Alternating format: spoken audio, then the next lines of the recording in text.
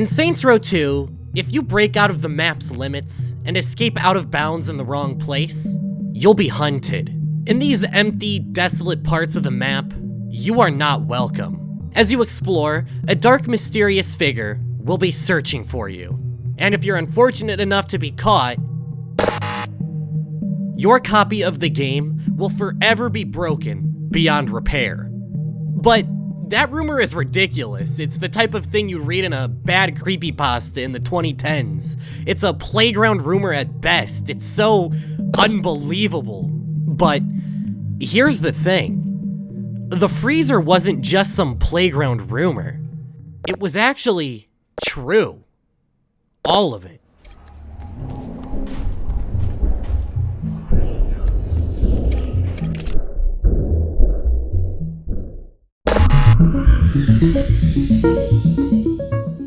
When we play video games, we love to push them to their absolute limit, break the boundaries that hold us back, digitally pick apart the files of a game like surgery through data mining, finding every last detail.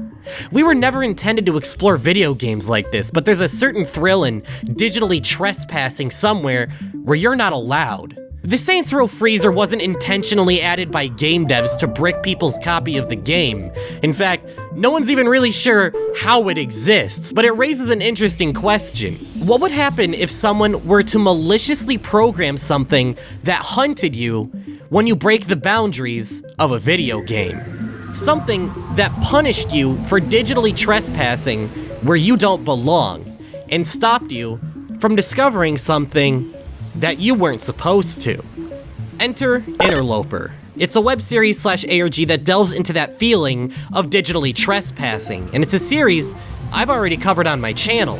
However, in the time since I've uploaded those videos, a lot more material for this series has come out, and rather than catching everyone back up to speed and correcting things I got wrong or right, I'm going to wipe the slate clean and start from the top. So to everyone who has not seen my first videos on the series, stick around, because you're not gonna miss a thing. What I will recommend, however, is at the very least watching the 8 main episodes of Interloper on Anamede's channel before watching my analysis. Not only to support Anomi, who has put in amazing work on the series, but to soak in the atmosphere and tone of the series without my nerdy-ass voice pissing all over it. There's a lot to talk about, and I'm excited to dive back in. So to everyone watching, please enjoy the ride.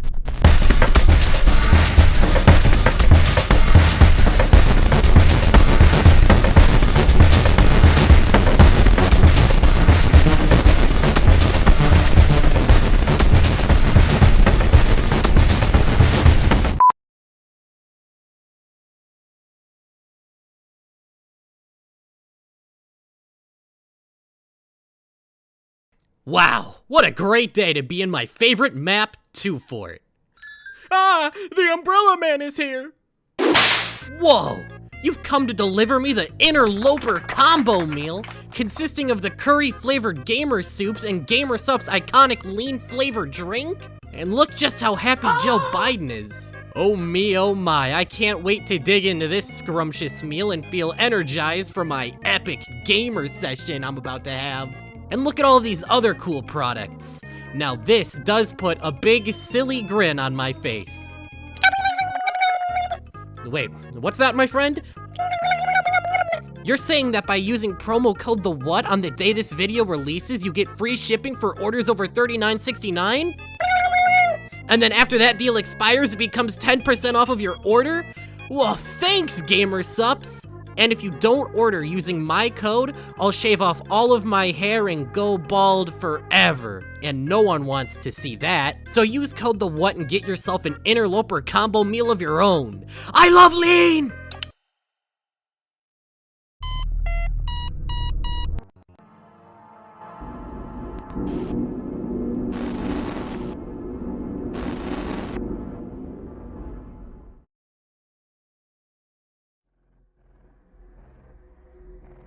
The video starts with a screen cap of an old internet forum.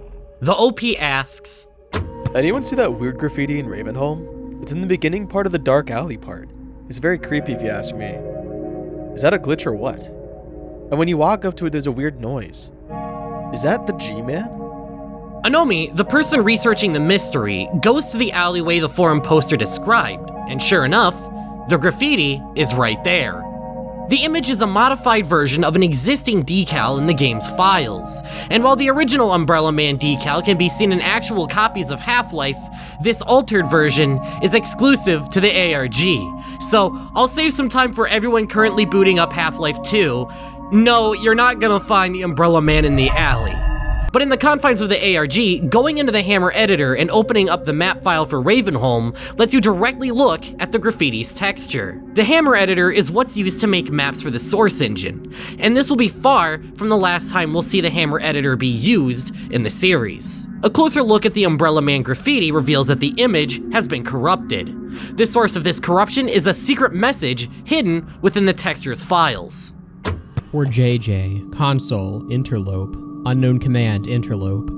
Console, get.s.interlope.pool 27105. Inside the files for Half-Life 2, someone snuck in a secret message directed at someone named JJ.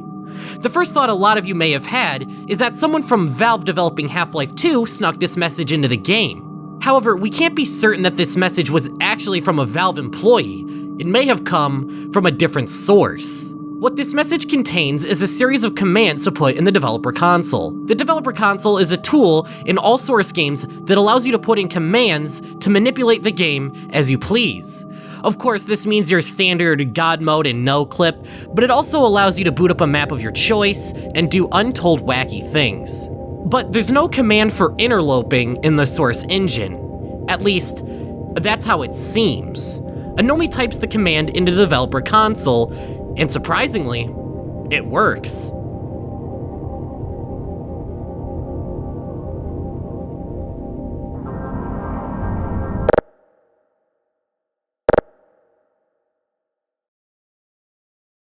Before the command even loads, we receive a message from a server administrator. But Half-Life 2 is a single-player game. What server could this even be from? Whatever it is, they've made sure that we're not welcome.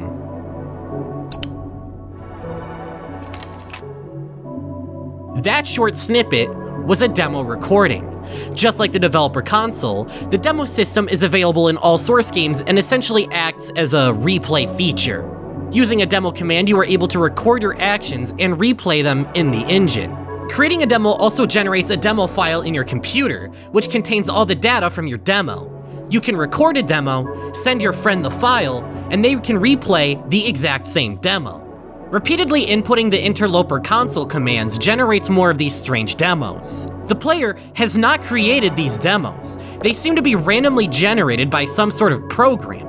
And there's even more strange quirks to these demos as well. For one, the Interloper command is capable of generating entire maps.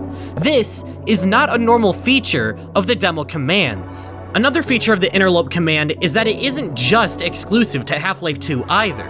Almost every game built on the Source engine is compatible with the Interlope command.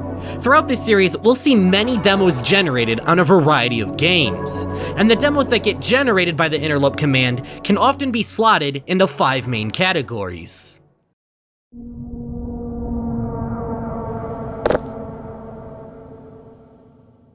In a Type 1 Interloper demo, the player will quickly flick their view around for 1 or 2 seconds before the demo ends. These flailing demos are exceedingly common and make up a majority of the demos generated across most games. In a Type 2 demo, the player will be outside of the map staring inward. After a few seconds, the player will die and the demo will end. These demos, while not quite as common as Type 1s, are also very common. In Type 3 demos, the player will aimlessly wander around and interact with the world at random. These demos can last for minutes on end and are a bit less common in comparison to Type 1 and 2 demos. In Type 4 demos, the player will play the game in the way it was intended. They're not very good at playing, but they're trying. These demos are typically pretty rare in most games, however in Portal 1 and 2 especially, they are exceedingly common. And Type 5 demos are the most fascinating, yet rarest type of demo across all games. I don't think words do them justice. Instead, I'll show you a Type 5 and let you see for yourself.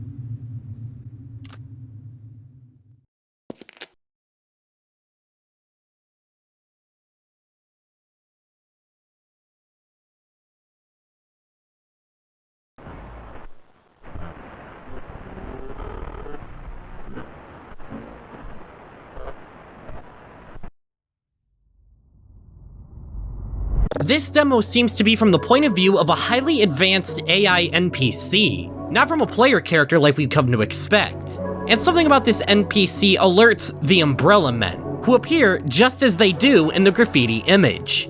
You can actually see 2 Umbrella Men in this demo. So what exactly did we just watch get captured, and what is the purpose of these Umbrella Men?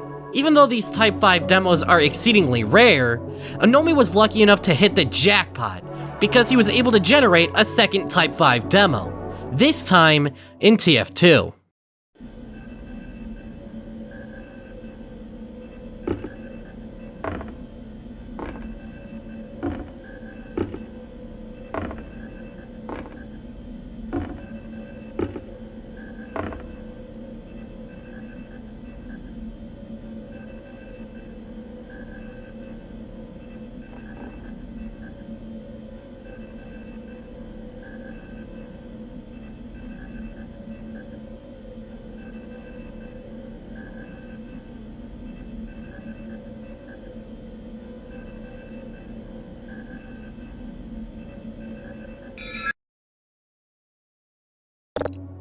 In this Type 5, we see a scout NPC in a darkened version of 2 Fort. Inside the map are these strange T-posing heavy models. These are not the Umbrella Men we saw in the last Type 5, but they notice the scout's present nonetheless. If these heavies aren't Umbrella Men, and they're not the highly advanced AI NPCs, then what are these things? Every Type 5 demo in this series will go on to receive its own special nickname, and we'll be revisiting them often as we receive more context that explains them. The Counter-Strike Source demo is nicknamed Sea Strike, and the TF2 demo is nicknamed Fortress.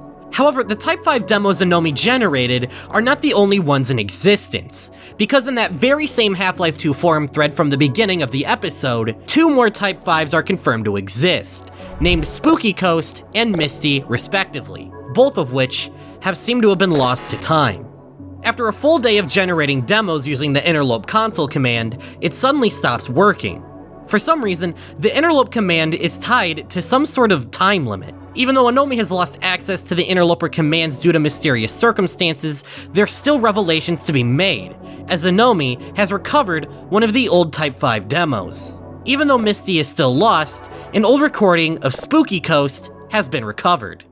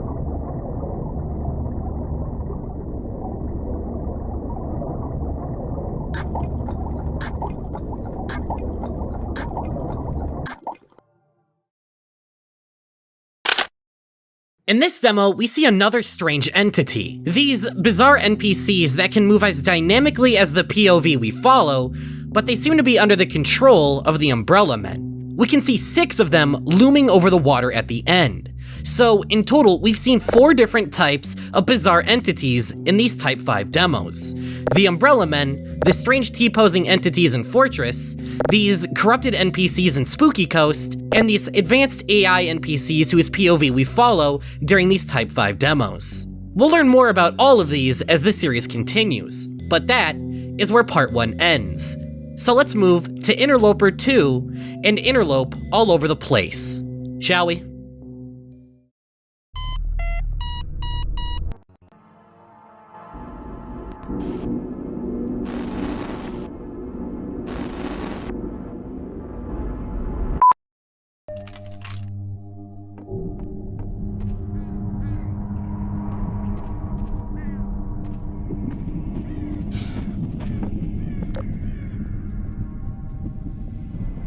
A year after the first episode was recorded, the Umbrella Man has returned.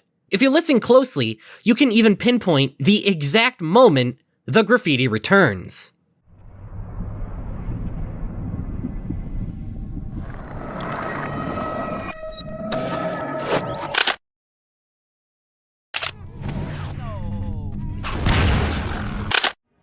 For a brief moment, you can hear the game stutter and hear Dr. Kleiner's voice. But why is Anomi dicking around in Ravenholm the exact moment the Umbrella Man shows up?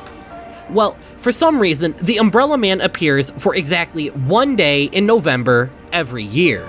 It isn't always the same day, but there's a connection between the month of November and the Interlope console commands. Knowing this, Anomi likely spends a little time every night in November waiting for the opportunity to get a jump on it. And he's gonna need it, because he only has 6 hours to generate as many demos as he can.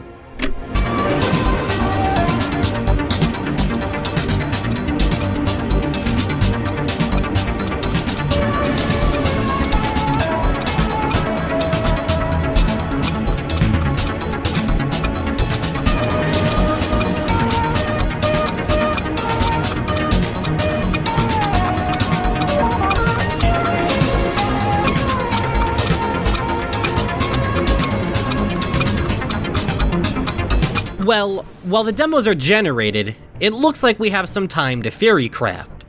Looking at Type 5 demos, it looks like they utilize some sort of VR, but Anomi actually pushes back against this idea. In the Type 5 demos, the characters are capable of full body movement and are fully immersed in the world, whereas in VR, you can really only interact with your head and hands. So if this phenomenon isn't caused by VR, then what is it? Anomi states that viewers reached out and said that it could be the DM editor, some sort of scrapped tool from Valve. In the photo he puts on screen, it looks grainier than a 2006 video recorded with Hypercam 2, but what we can make out is some sort of playback interface with fast forward, rewind, and pause buttons, along with an NPC interacting with some sort of cube. Anomi immediately writes off the DM editor as a hoax, stating a lack of proof. But keep this photo in mind, because there's more to it than it seems. With time running out to generate demos, Anomi settles on Portal 1. Portal is a bit of an exception when it comes to generating demos, because it generates Type 4 demos at an exceedingly common rate. This makes it more time-consuming and more tedious to interlope in. However, with a few seconds to spare, Anomi is able to generate a Type 5 demo. Oh look, we got one. Look.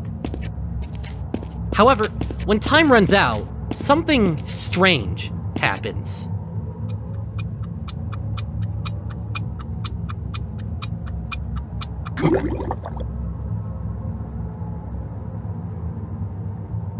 Oh, what? Oh. Do you see that? I just did that.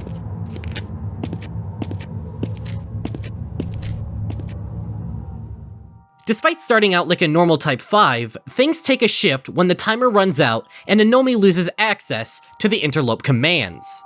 In the text chat, it states that the server has lost connection. However, Portal is a single-player game. There shouldn't be a server to connect to, nor should there be a chat box to communicate with.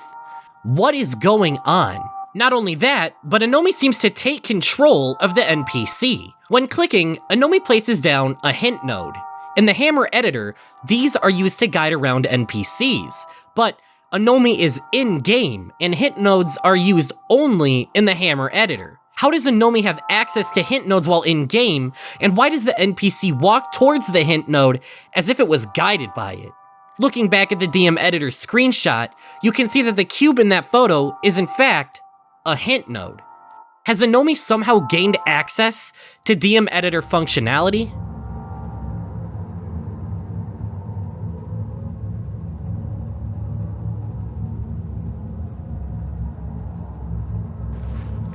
Speaking of control, look, I can crouch. Okay, WASD doesn't move. Hey, it's our guy. Hey, guy. Looks weird. What is that?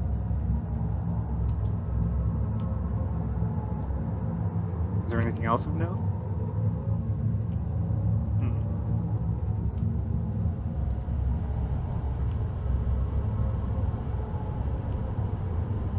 Yeah, I know, right? I don't think the chamber looks like this. It looks weird. As Anomi continues to explore, you can pick up on some more details. Passing by a light source, you can see that the player's shadow bears a strong resemblance to the info player start model that's used in the Hammer editor to mark where a player will spawn. In this short span of time, we've seen 2 instances of Hammer exclusive assets being used in-game. Whatever this is, it's not the base game of Portal. By enabling captions, you can also see that Anomi is not just talking to himself, he's actually having a dialogue with someone named L. However, we never hear their voice. Another odd detail is that when Anomi passes by one of the windows in the chamber, you can see a familiar form. Anomi is not alone. Is that the player? Interesting. Oh.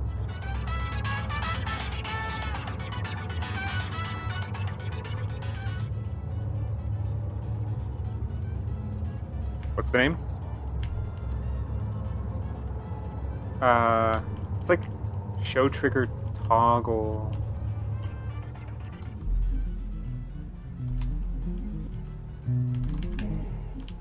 Eh?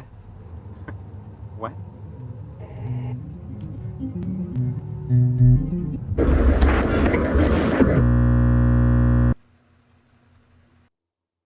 Night.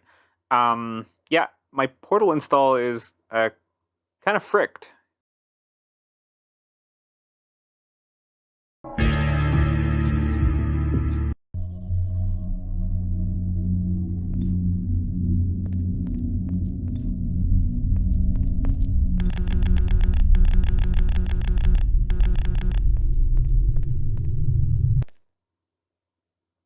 So, yeah. After losing connection with the server that allows for interloping and entering whatever game state this is, the Umbrella Man directly hunts the player, and after making contact with him, it completely ruins the game. In this bricked portal, the player spawns in a red checkered room unable to do anything, and after a short while, the game crashes.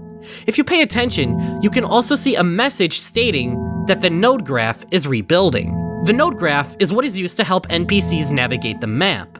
Here, we have another connection between the interloper phenomenon and NPCs. But how does it all connect? Well, we can look in the description of the video for answers.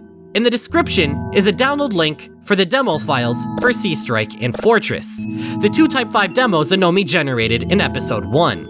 Just trying to load the demo files normally, you'll discover that Sea Strike works, albeit slightly different than the initial generation. But for some reason, Fortress refuses to load. However, the demo files are not all that is included. The map files are also in the zip file. Turns out that the versions of Dust 2 and 2 Fort we see in the video aren't the same as the base game. They've been modified by the Interlope command. You can explore these modified maps in-game, and by decompiling the maps, you can even open them in the Hammer editor to take a closer look. Booting up the Counter-Strike map, you'll notice that it's mostly just regular Dust 2, but some small things are off. There's no invisible walls, so you can easily escape the map, and you'll find error models in the place of the Umbrella Men. In the Hammer editor, the Umbrella Men are titled Capture, followed by a random sequence of letters. This gives us a better understanding of the Umbrella Men's purpose, as they are seen capturing the dynamic NPCs, and even the player in the Portal incident. That's not all, as you can also find the name of the elite crew in Sea Strike called a DM NPC. We've seen the acronym DM before with the DM editor. This NPC is directly related to the DM editor. I am under the belief that DM stands for Dynamic Model, which would make these highly advanced characters we've seen in Type 5 demos dynamic model non-playable characters. We've seen that the DM editor is also connected to the hint nodes, and given how we've seen them be used to control a dynamic NPC in the portal incident, it's fair to assume the function of the DM editor is for controlling and manipulating this sentient AI in some way. By opening the map's properties, you can see a note reading fsky SVRGEN, fsky server generation. This isn't the only mention of fsky hidden in the files either.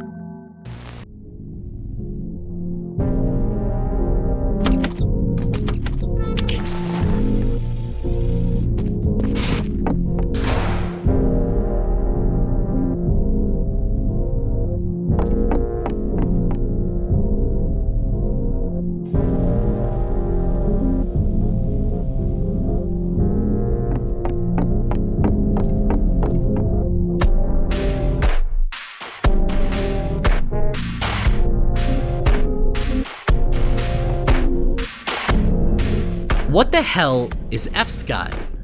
Open the 2-fort map in Hammer, and you'll find some hints. Just like the Counter-Strike map, diving into the map's properties shows that this map is also an fsky server generation. However, this map can't be completely created with AI, because someone wrote some very human notes on this map. Fuck you. Chicken shit administration, come and get me! Looks like someone's not very happy with fsky.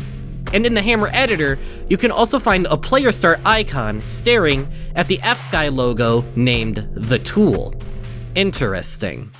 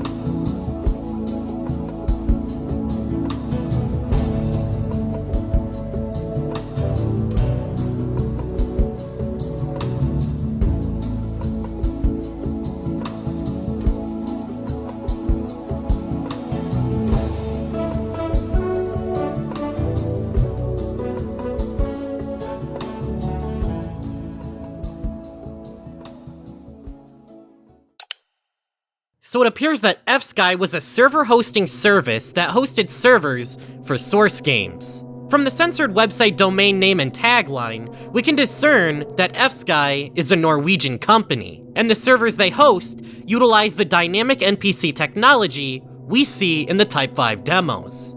In fact, the fsky servers could be the very thing that enable a Nomi to use the Interlope command. Examining the video with a closer lens, you can see that something is not right. At the end of the video, as the fsky logo fades onto the screen, you can see one of the dynamic mannequin NPCs stumble forward before flailing about in a manner similar to the NPCs from Spooky Coast. Something about fsky seems sinister. But who even uploaded this video? Because this is an archive of a video from fsky's now defunct website that came from another archive forum. This video is an archive of an archive of an archive.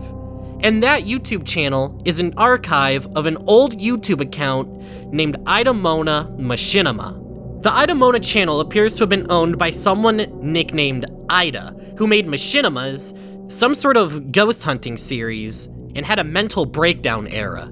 Listeners of Kanye can relate.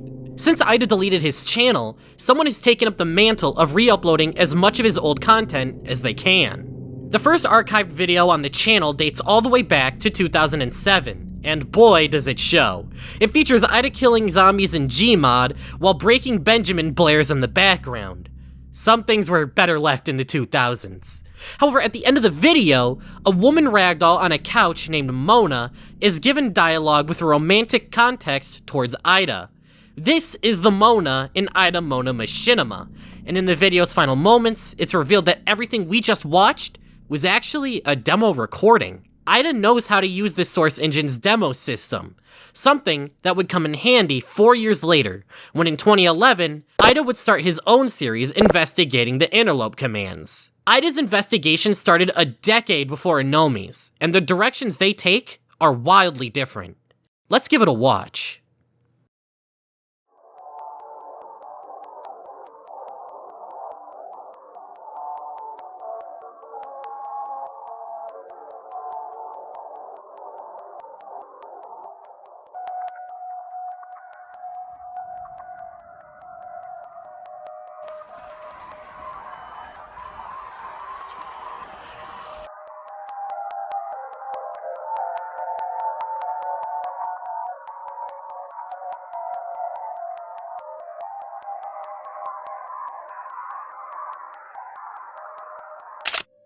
Already in the first moments of the video, we can add another Type 5 to the list. In this short snippet, we see a dynamic civilian NPC pick up a can before turning around and seeing an Umbrella Man. This Type 5 has been nicknamed Ida Can, and unfortunately, this small snippet is all we've been able to see of this Type 5. This video is part 3 of my investigation into the Interloper ghosts of Half-Life 2. If you don't understand what's going on here, watch episode 1 and 2 on my channel page. But before we hunt ghosts, I need to give a warning.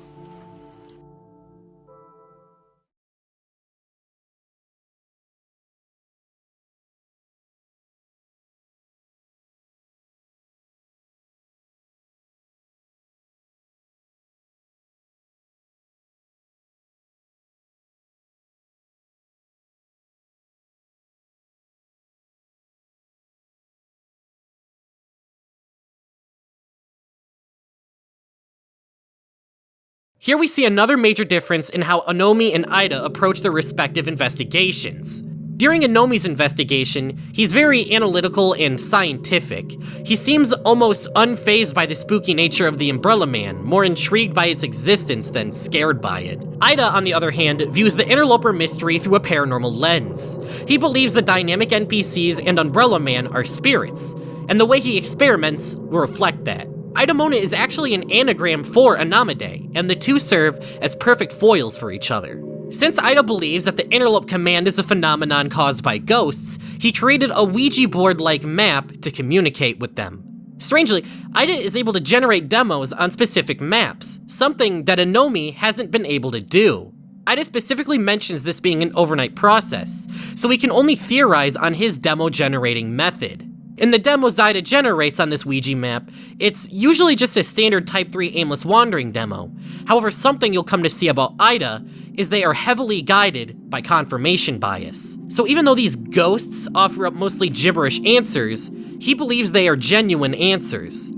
However, on the final night, Ida generates something very strange. A Type 5 demo. However, this Type 5 is one of the strangest in the series. This is Longtrap.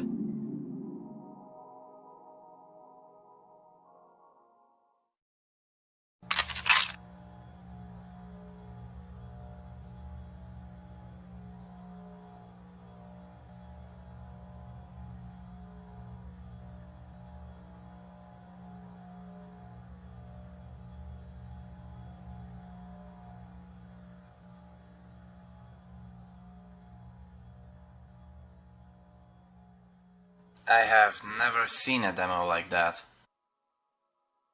He just phased through the wall. No weapons, no HUD. Everything looked weird too. But that wasn't the end of the demo. No, this thing was 2 hours long. Mostly just pure darkness.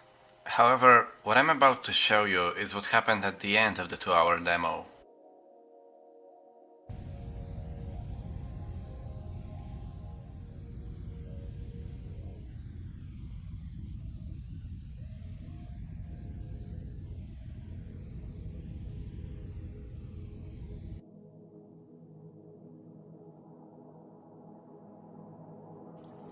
Did you see that in the distance? For a second I thought it turned around and flew back, but this is not my map. This demo has been officially classed as a Type 5, but this demo is totally unique, even in comparison to other Type 5s. In other demos on the Ouija map, the answers seem totally incoherent, but this demo seems to be an actual answer to the question, are you trapped? At the beginning of the demo, on the left side, you can see a ragdoll model flailing about, almost as if it's trying to reach the answer yes, but something is restricting it. A hint node. The object that we've seen has the ability to control and restrict dynamic NPCs. Not only that, this is by far the longest demo that we've ever seen at over 2 hours long. The camera travels out of bounds for hours before arriving at a map that Ida did not create. This is a massive discovery because it implies that maps are connected in the source engine, possibly across games. Hopefully not that one. However, even if Ida's paranormal edge made him effective in investigating the Interloper mystery, it also led to his downfall. During 2014, Ida had a mental breakdown that seemed to stem from a fascination with F-Sky. In the days leading up to his channel's deletion, Ida would re-upload several videos from F-Sky, such as the advert we already saw, and a strange tech demo for something called Makeface.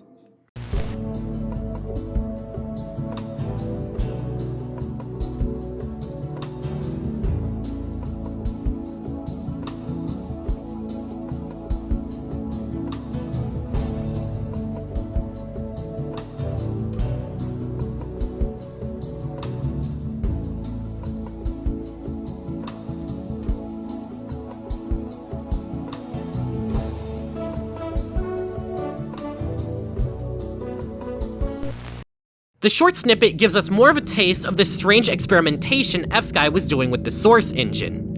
In this demo, it seems to show off a program with the ability to take a picture of a person and turn it into a PS2 demon abomination, or in less blunt words, try to recreate it as a model in the source engine. It seems in Ida's search for answers, he found F-Sky.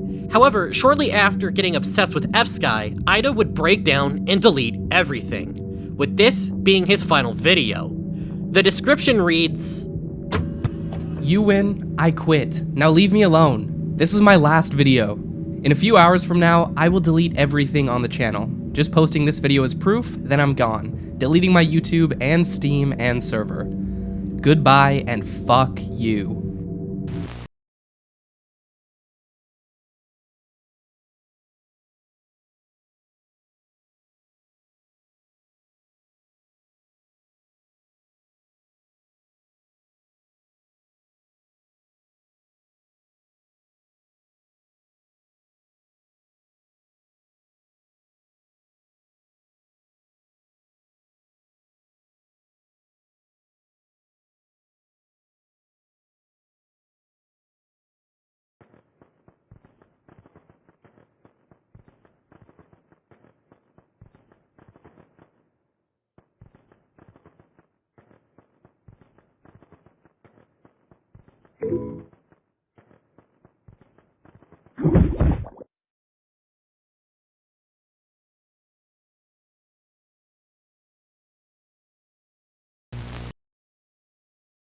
This is the Mona, and they appear to be within the DM editor. It seems Ida has got his hands on some sentient AI and is manipulating it into being his Mona. Earlier in the Zombie Slayer video, Ida is implied to have a romantic relationship with a character named Mona, and Mona is in the channel's name. And since Ida believes there's a spirit trapped inside this body, it's likely he's trying to manipulate it to be some sort of Tulpa girlfriend.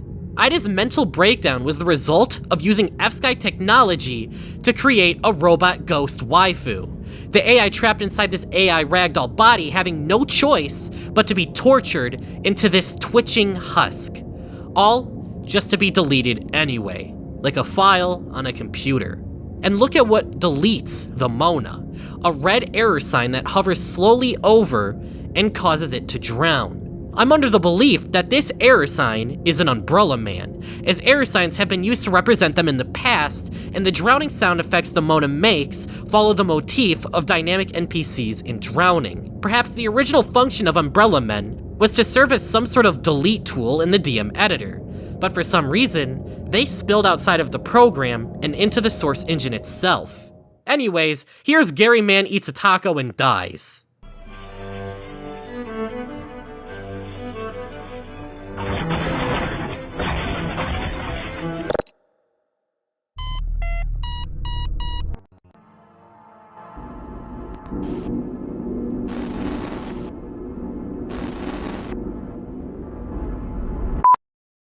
We'll revisit Itemona Machinima in time, but soon after the archive started to become active, Anomi would upload episode 3 and 4 of his Interloper investigation.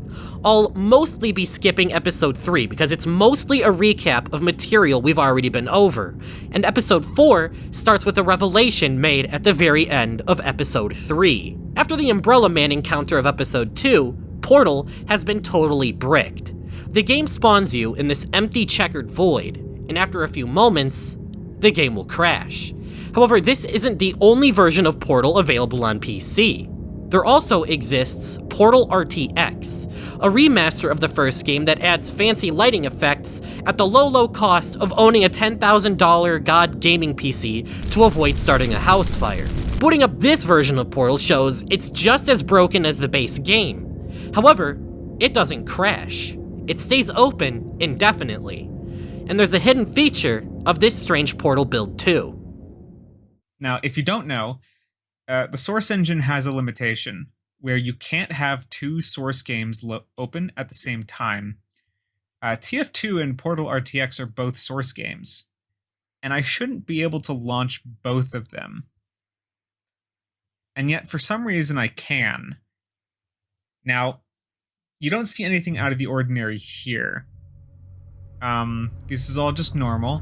Now, where things got interesting was when I clicked on the LAN tab. And look at that. I did a test a few minutes ago. You know, before anything, I closed Portal RTX, and lo and behold, the server goes away. Double click, you join, and... Huh? Here we go. And boom. Look at that. Demo generation. Right here. For some reason, having the broken Portal build open on his PC creates a joinable server that takes him to a new main menu screen and allows for the generation of Interloper demos. The server's map is titled INT menu, which stands for Interlope menu. This extends past Half-Life Deathmatch as well.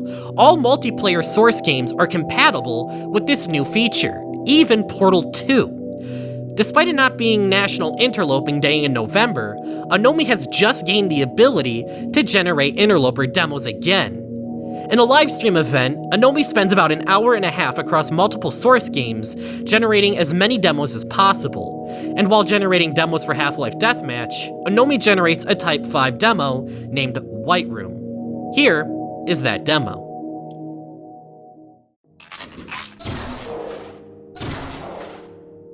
Whoa. What is this?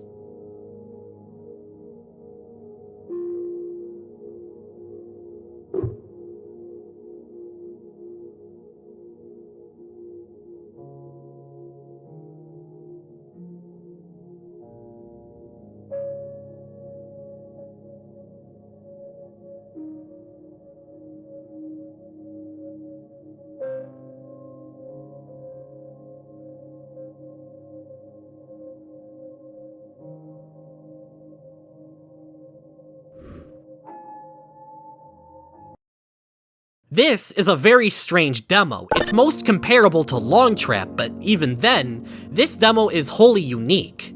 Unlike most other Type 5s that have an unsettling atmosphere and creepy encounters, this one is almost serene. There's a soothing piano melody, and the still shot of this room is peaceful and calm. Only until the camera moves to the wall at the very end are you even reminded that this is a demo recording. This demo is made even stranger by the fact that the area this demo takes place in does not exist in Half-Life Deathmatch. As of today, I have no theories or answers as to this demo's existence, and White Room remains one of the biggest anomalies in the ARG. However, what I can explain is slightly before the White Room demo, in the Portal RTX window, a series of commands appears in the text box, and among them is a direct reference to connecting to FSky servers. In some capacity, FSky is still around, and their servers are what's been powering the Interloper commands. Somehow this broken build of Portal has created a tether of sorts to FSky servers, and the presence of the Umbrella Man in Ravenholm represents FSky servers being online. But what connection does FSky have to the source engine to let this happen? And how did the Umbrella Man graffiti make it into the official build of Half-Life 2? This isn't the only message hidden in text either. After generating a regular demo, in the console, you can see the word hi. Keep this in mind for later. Another interesting demo happens during Anomie generating demos for TF2. This demo on the surface looks like a standard Type 3. However, it's actually a recreation of an SFM tutorial with missing assets. This will have some interesting implications I'll bring up later. One of the strangest games to generate demos for is Left 4 Dead 2. This game, for the most part, doesn't use the same 5-type system as other games. Instead, most demos consist of a survivor dangling off a ledge while the other survivors do nothing. However, that doesn't mean Left 4 Dead 2 isn't capable of generating a Type 5 demo. Huh? Oh shit! Guys. Look. We got one. Dude. Is it? No, absolutely.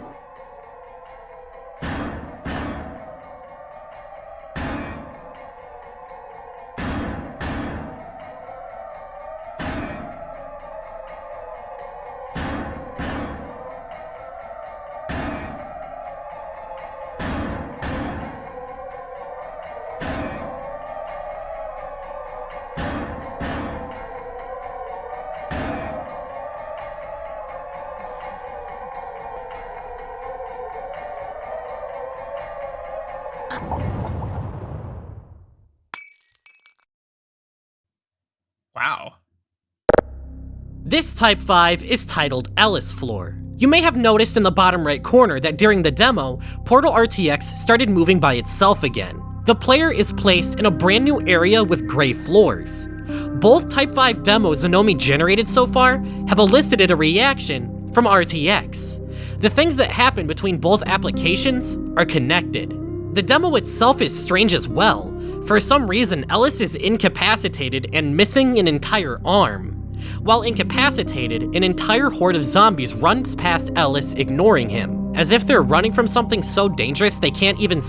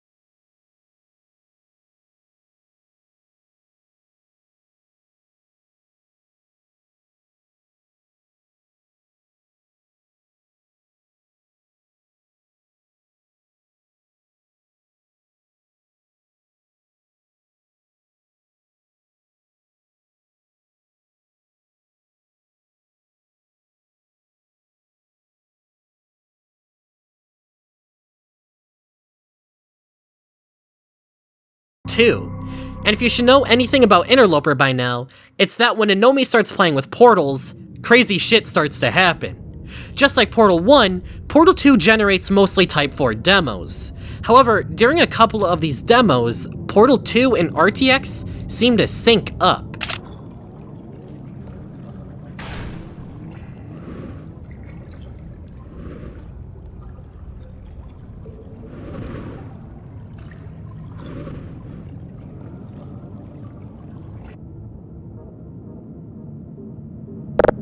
And during the final demo Anomi generates, something special happens. It seems to start out like a typical Type 3 demo. However, the player falls down a chasm and into a maze-like structure that isn't in the game. The player begins to navigate the maze almost as if it knows exactly where to go. What follows is a complicated series of events that I believe is best to just show you. As the clip rolls, keep an eye on both Portal RTX and Portal 2.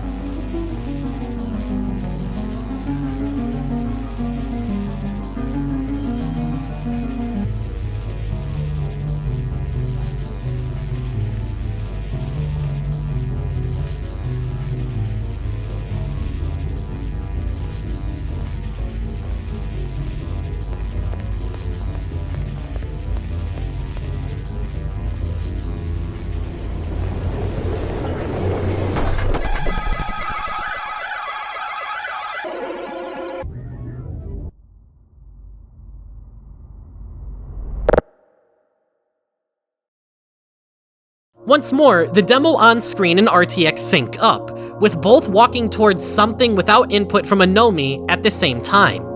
There's some sort of glowing door in the void in RTX, and the second the player reaches it, Portal 2 begins rapidly rebuilding cube maps, something that can also be seen in the Fortress Type 5 map. By using the Interloper commands, Anomi has unlocked both a literal and metaphorical door in RTX. But before we can see what happens next, this stream crashes. Anomi later mentions that he believes some sort of outside source was throttling his internet connection to stop the stream. It could perhaps be F-Sky, seeing someone connected to their servers and live streaming their secrets, sabotaging Anomi's stream to stop the truth from getting out. While the stream is crashed, for a brief moment you can catch a glimpse of some sort of entity in the checkered void. This isn't the last oddity to come from this short clip. To spot it, you're going to need a very keen eye.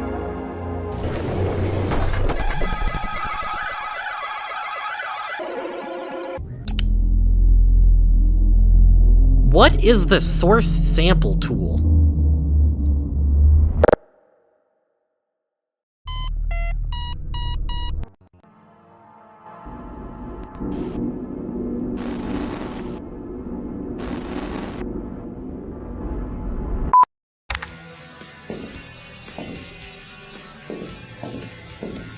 In this video, we see a strange encounter with an entity on CP Steel. It seems like Ida is the only person capable of seeing whatever this thing is. What? What are you looking at?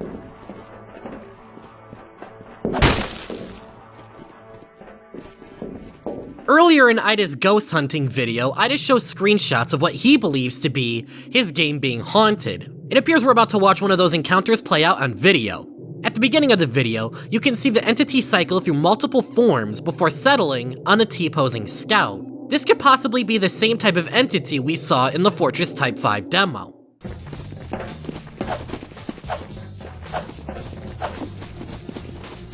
do you mean?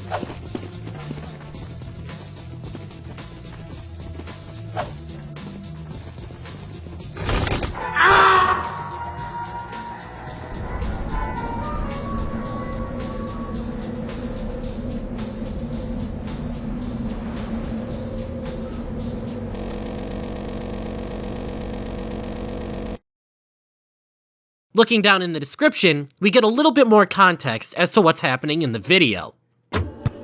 We finally caught one of the crashers on camera.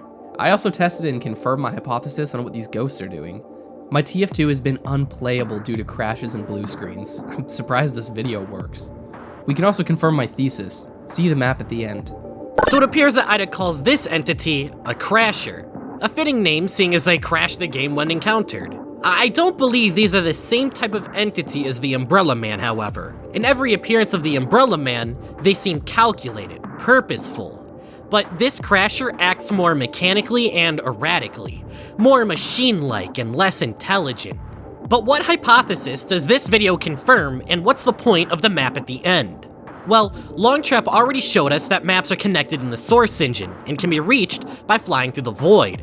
So by following the Crasher's trajectory, Ida reached something way outside of the map that he was not meant to find.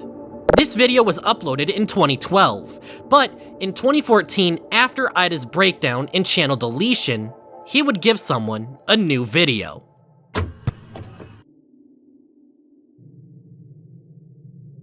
This is it. I'm done for good. What the fuck do you mean? What the fuck is this? I'm leaving you the last coordinate. Please check in a year or two and make sure it's gone. This is it. Goodbye. Looks like Ida didn't work alone. He had a video partner, and it can't be Mona because, well, you know. So who was he working with? What we do know is that person gave a piece of footage to the archivist, and it seems to be from the weird crash video, but played from inside some sort of program. However, this time, things play out a bit differently. What do you mean?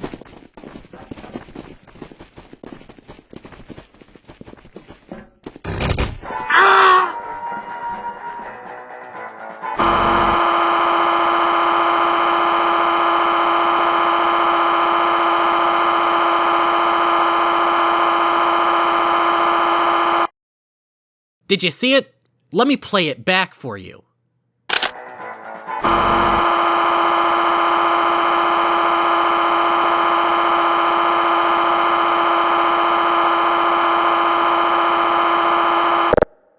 The Source Sample Tool. The same program we saw during the Portal 2 incident, hidden inside a single frame. And by looking towards the left side of the screen, you can see some very similar UI elements to the DM editor. Is it possible that this Source Sample Tool is a feature of the DM editor? But what is its purpose? During the clip, you can see a timeline with a clip on it. This is a clip taken from in-game and has somehow been tampered with. Perhaps the purpose of the Source Sample Tool is for editing demo files. It would connect the demos, dynamic NPCs, and DM editor together.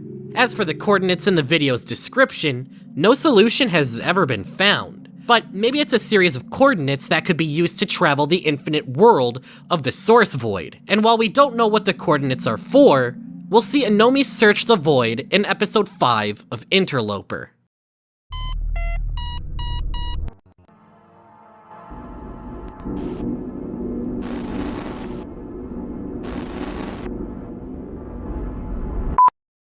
This episode opens with the introduction of the Flash Nuke, a series of inputs you can do on a controller like a cheat code to induce random effects on the game world around you. It's notable that this bug doesn't work in modern versions of Half-Life 2, but still works on the old Xbox port of the game.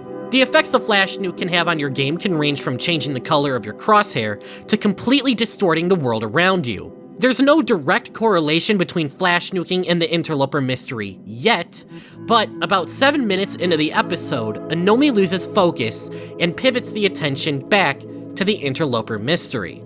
This is the start of something you'll begin to notice watching episode 5.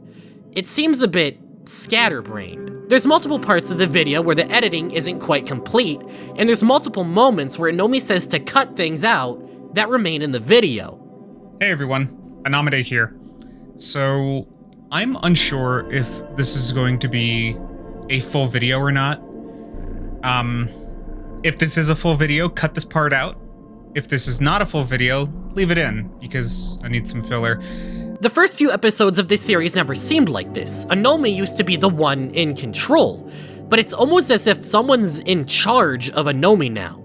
Is Anomi hiding something from the audience? Is there more to things like the Flash Nuke that he's not telling us? The episode continues with a recap of all the Type 5s we've encountered so far in the series. However, there's a new addition to the list, Helmet Creek. This is a Type 5 demo that originates from the original Half-Life 2 forum post that kicked the series off. Here is that demo.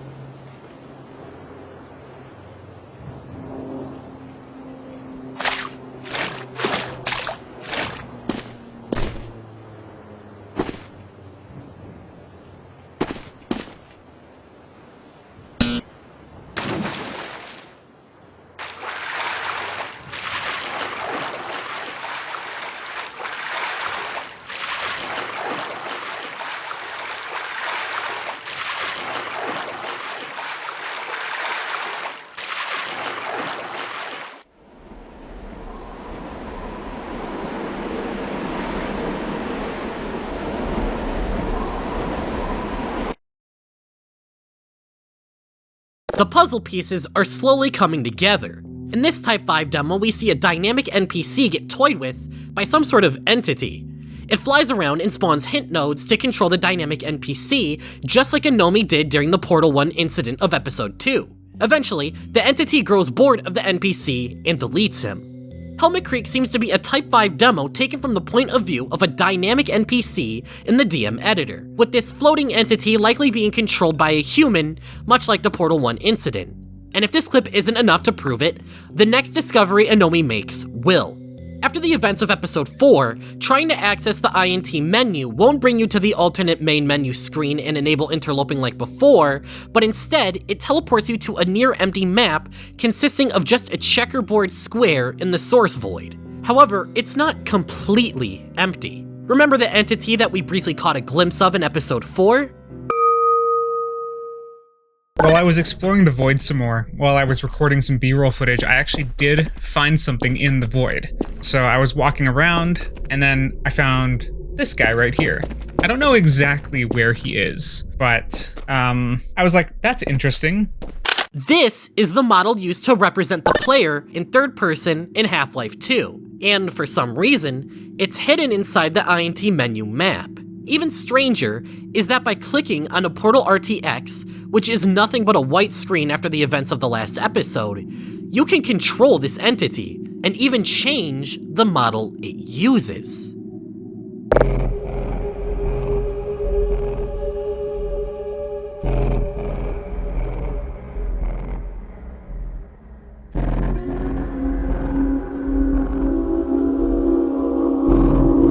Crashers are the player in the DM editor, or at least some AI-controlled variation of one. Both Crashers and the player have the ability to change models and control dynamic NPCs, fly around, and delete NPCs.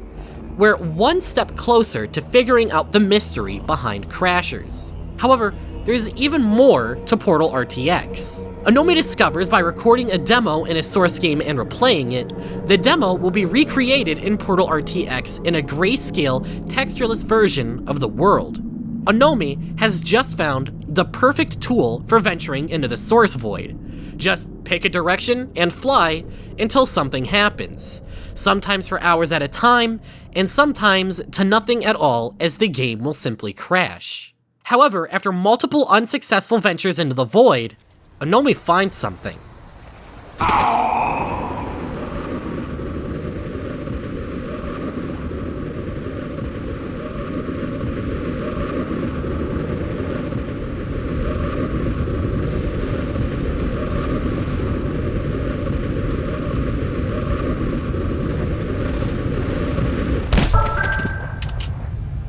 Oh my god. The maps in the source engine really are connected, and RTX is the key to seeing it for ourselves. Now, Anomi just needs to find more of the void maps. So, he boots up Gary's mod, and for over 180 hours, he searches the void. The process of searching the void is insanely time-consuming, and often ends with the game crashing, almost as if there's dead zones or something in the void that crashes the application. But through sheer determination, Anomi is able to find 4 more zones in the void.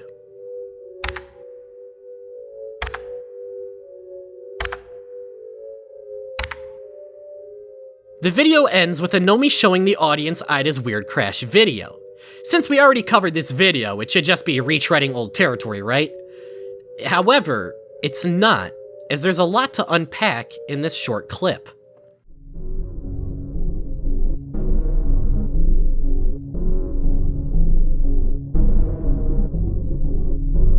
The Umbrella Man is watching from a distance, cold and calculating. Here, we have another example of the Umbrella Man being highly intelligent. These aren't just mindless drones sent to take care of dynamic NPCs.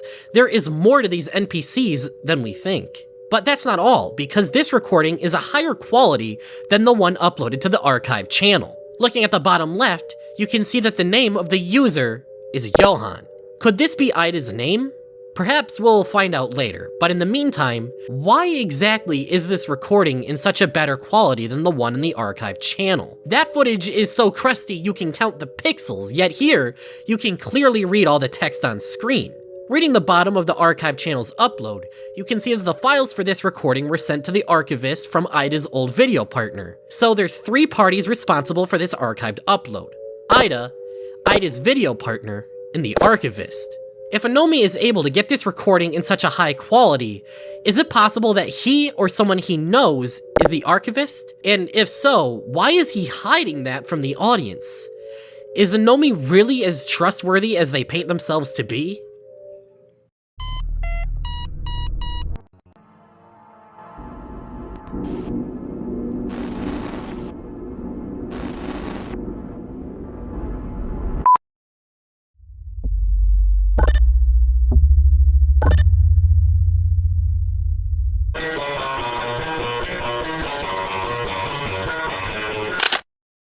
Misty was one of the original Type 5s generated back in 2005, which means it's been missing for over 15 years. That was until a YouTube account named 7 Local Source uploaded the demo in a compilation of old source game machinimas.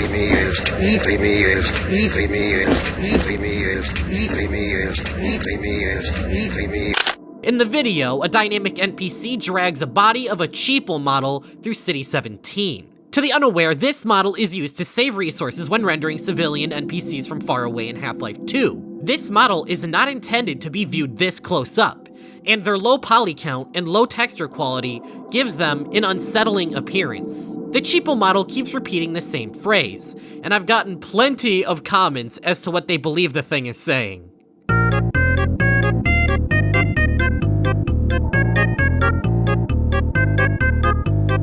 What do I think the Cheeple is saying? To me, it almost sounds as if it's spelling the word mist.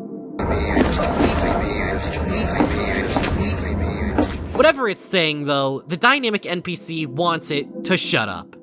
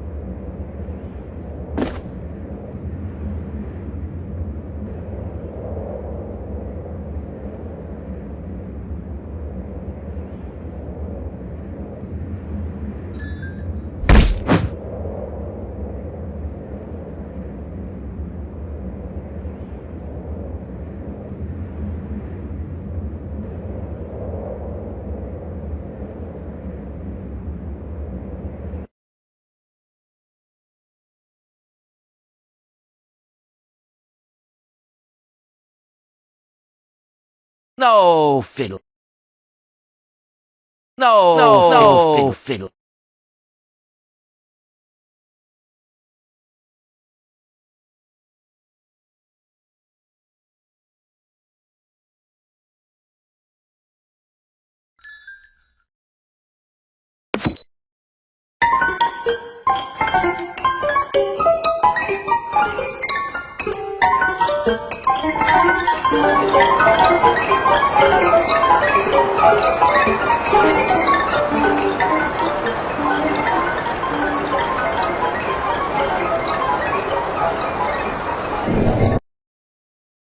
However, after throwing bricks at its squishy forehead, the Cheeple activates like some sort of trap, and the dynamic NPC is taken out of bounds and into the Skybox, just like we've seen before in other Type 5s. Perhaps the cheapo model is a trap set by the Umbrella Man to alert them of a dynamic NPC's presence. In the final moments of the video, the dynamic NPC is turned into another cheapo model by the Umbrella Man, further lending credence to this theory. If the Umbrella Men are clever enough to set traps and outsmart dynamic NPCs, just how intelligent are they? Another easy to miss detail is that during the part of the demo when the dynamic NPC is teleported out of bounds, the NPC tries to speak, but the only phrase that comes out is one of Dr. Kleiner's voice lines. No fiddle. No fiddle. This voice line is often used in the place of missing audio files in the source engine, and it's not the first time we've heard it in this series. I can't blame you if you don't remember, because I only noticed on one of my many rewatches.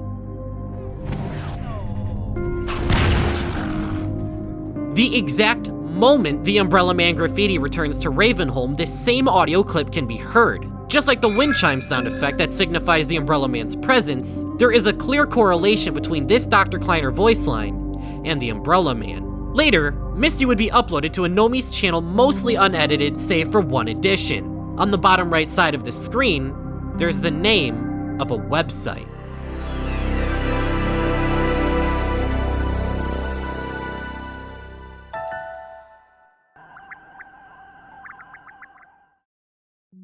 Project Skybox is a small collective of video game and internet enthusiasts turned digital archaeologists. We hunt down and try to solve various mysteries that have either become incredibly obscure or borderline lost to time. Many believe everything online stays in the collective consciousness forever, but this is simply not the case. Every day, stories, memories, and tales are lost and forgotten. Threads are deleted, and people simply forget. Our mission is to find that which has been completely forgotten and bring it back to life, so to speak. So it seemed some kind of organization has been researching the Interloper mystery. There's been hints in the past, such as the mysterious L person Anomi was talking to during episode 2. But now, we finally know who. Perhaps this collective is responsible for some of the unreliability in Anomi's trustworthiness. Perhaps they are also the reason Anomi was able to get his hands on the high-quality IDA video. But what exactly has Project Skybox been up to? For one, remember the Half-Life 2 forum that originally unearthed the Interloper mystery? They've recovered it. Well, most of it. There are parts that are missing, but what we do have paints a good picture for how the mystery was discovered. Anyone see that weird graffiti in Ravenholm? It's in the beginning part of the dark alley part. It's very creepy if you ask me. Is that a glitch or what? And when you walk up to it, there's a weird noise. Is that the G-Man? In the alley in the intro? What alley? The dark one or the one with the light in it? I checked both and I didn't see anything. Sorry, I don't know how to upload a screenshot, but start chapter, we don't go to Ravenholm. And instead of going straight to the right of the stairs, past the body of the headcrab canister and look into a dark corner with the flashlight, there's a really creepy G-Man graffiti there. Why would they put that in a creepy dark place? Oh, yeah, that one. It's nothing special. It's just another default graffiti like the rest of the game. You can see this exact one everywhere. It's not special. For the most part, people disregard OP's post, believing the Umbrella Man graffiti to just be some sort of standard map decoration or small Easter egg. However, one user named J-Man begins to dig deeper into it, and he makes a discovery that blows the door wide open. Okay, what the fuck? Turns out OP was really onto something here. Not even kidding, this isn't a joke.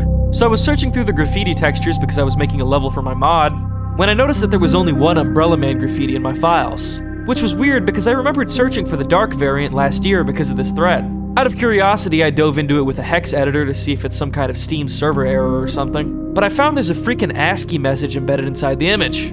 Sounds unbelievable enough, right? Well, for the hell of it, I decided to type these into the console just like this, and it actually did something. Like, it actually worked. Seriously, try it yourself. It's super weird. It makes your screen flash and then sends you back to the main menu. J-Man figures out the secret hidden inside the Umbrella Man decal and uses the Interloper commands, quite possibly making him the first person to generate an Interloper demo.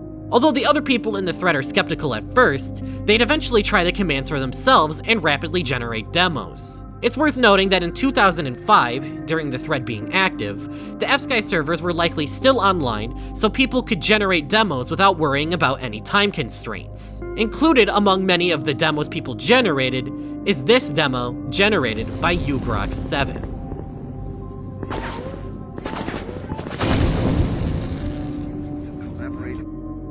This demo may look familiar, and that's because it's the same demo that was also generated during episode 2 of Interloper, over 15 years apart from each other.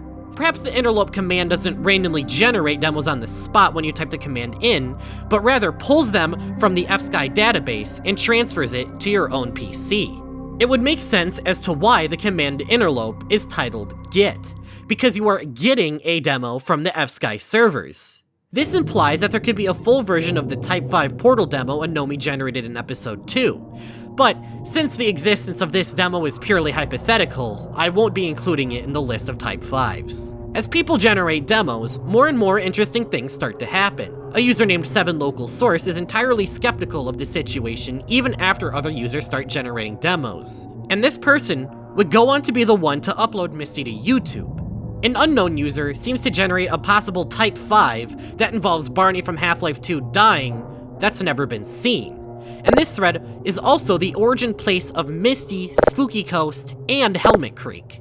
Type 5 demos may be rare, but with multiple people generating demos non-stop with no time constraint, it makes sense quite a few Type 5s would be generated. Over the course of a year, activity on the forum slowly fizzled out as people lost steam.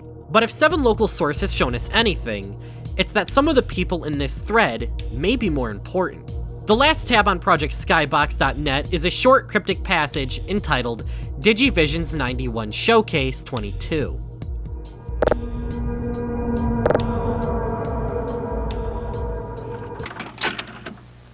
Digivisions was a CGI and computer graphics conference that ran from 1980 to 1993 in various locations throughout North America and Europe.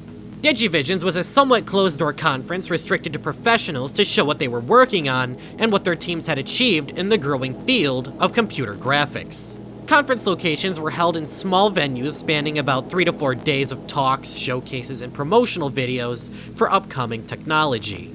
During the Digivision's 1991 conference, near the end of the third day of showcases, a small CGI development startup had slated a 50-minute time slot for something called Showcase 22. Most of what we know about Showcase 22 comes from secondhand accounts of the showcase and some rumored remarks about its presence at Digivisions. The showcase was created by a small European company called Fortu, who couldn't attend the conference, which was in California. The showcase consisted of a set of tapes, which was given to the organizers of Digivisions to play at the 4 p.m. time slot of their showcase. Secondhand accounts describe a strange video being shown with basically no information given to explain any of it. The video was broken up into sections, separated by black screens with white text, written in capital letters, and in 3 languages. The demonstrations would quickly follow each title card. The demonstrations themselves were described as weird, avant-garde, dated, and creepy and unsettling. One second-hand account described it as decades out of date, and it was made particularly stranger by the fact Fortu provided no information about what was being shown. Initially, there was only a group of 5 people or so watching the presentation, but eventually, a group of 30 people converged on the conference to see what everyone was talking about. After about 20 minutes, the organizers turned off the tape following a particularly unsettling demonstration being shown, called Lilico. The showcase was subsequently cut short from there.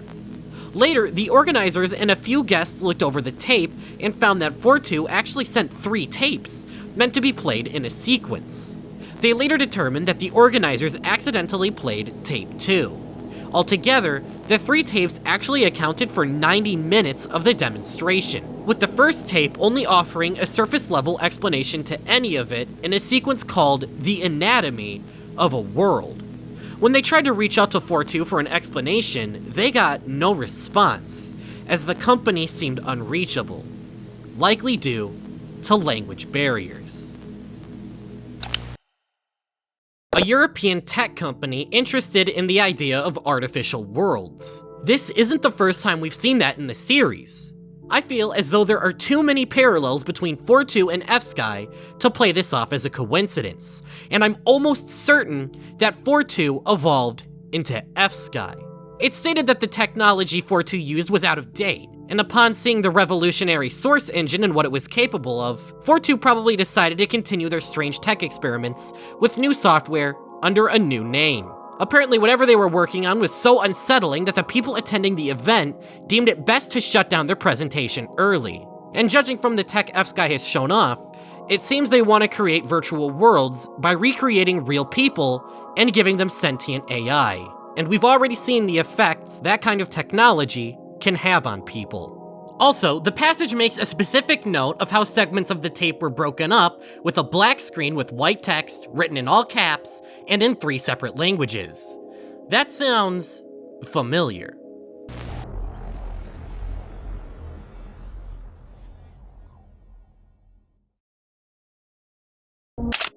Anomi has used this screen for transitions as far back as episode 1.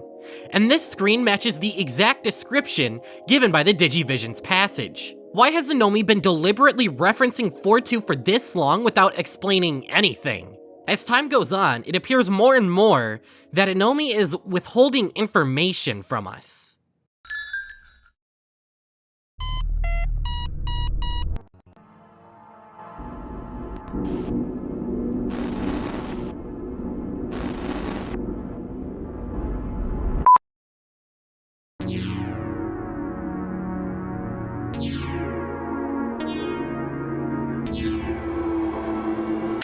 In the opening moments of this video, you can see an intro animated to stylistically look like early CGI. It bears a striking resemblance to the photo from the Lilico tape by 4-2. Is Anomi directly drawing a comparison here? This episode is also unique in its presentation. Before, information was mostly presented through on-screen text mixed with live reactions from Anomi, but this episode is different. This episode is presented through this scientist model voiced by someone from Project Skybox named Lucy. Is this that L character we saw Anomi talk to during the portal incident? Also, how exactly is the presenter model moving like that? It's very similar to the way the dynamic NPCs move, but both in and out of universe, Anomi is a talented Source filmmaker user. Is this Anomi flexing his SFM skills, or has Project Skybox found a way to utilize dynamic NPCs? But ignoring the potential implications of Lucy's existence and focusing on the contents of her presentation, we can get some interesting insight on the history of the Source engine. It turns out 4-2 wasn't the only company interested in developing expanded artificial worlds, as that's exactly what Valve intended to do with the Source engine as well. However, according to Lucy, due to the sheer scope of the project, Valve had to dial it back to create the current Source engine that we know and love. The ambition was too big for the game, and more importantly, the engine. And as the shortcomings of technology became clear, the game became trapped, in a way. Unable to breathe freely as it was originally intended to. The engine that was originally to bring this world to life became more like a prison, bound by limitation. These worlds simply don't have the required power to become truly dynamic.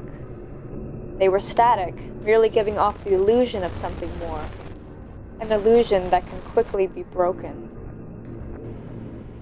When describing the limitations of their technology, the video shows what looks to be a dynamic NPC wandering a City 17 block in a source map.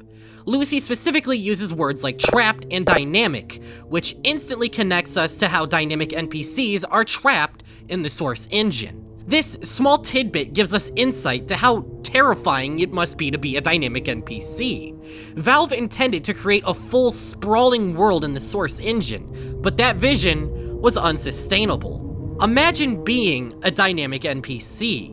You are fully sentient, you can feel emotion, you can interact with the world around you, but that world is small and it's empty. This vacant plot of virtual land acting as your prison cell. That is, until you're caught and tortured by forces far outside of your understanding. Episode 5 had Anomi venture out into the world of the Source Void, and the goal of this episode is to follow up on that and find out more. And the first step they take is crafting autonomous drones in Gary's mod to explore the Void. Before, Anomi would manually search the Void, a tedious process that could take hours at a time. By automating the process, searching the Void will be much more efficient as you can have multiple drones in the Void at the same time. It even turns out that you don't even need to be in Gary's mod to use the drones. As long as the Gary's mod application remains open, after the drones are launched, it's possible to view their POV in other games by activating the camera. The Source games truly are connected. Another experiment Project Skybox does is recreating the route the Crasher took in Ida's Weird Crash video. In the description of that video, he says he found something in the Void, and for the first time ever, we get to see what exactly he found out there.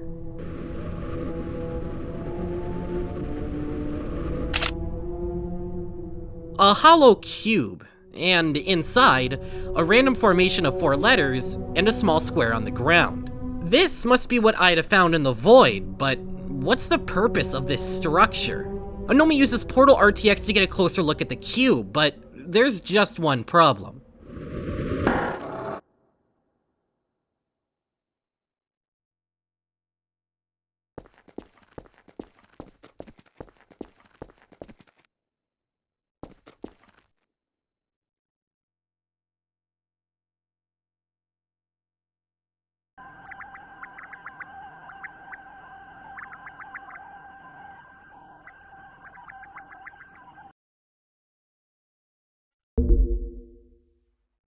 An error sign entity comes out of the Void, making contact with the player, causing a string of text to appear on screen before crashing.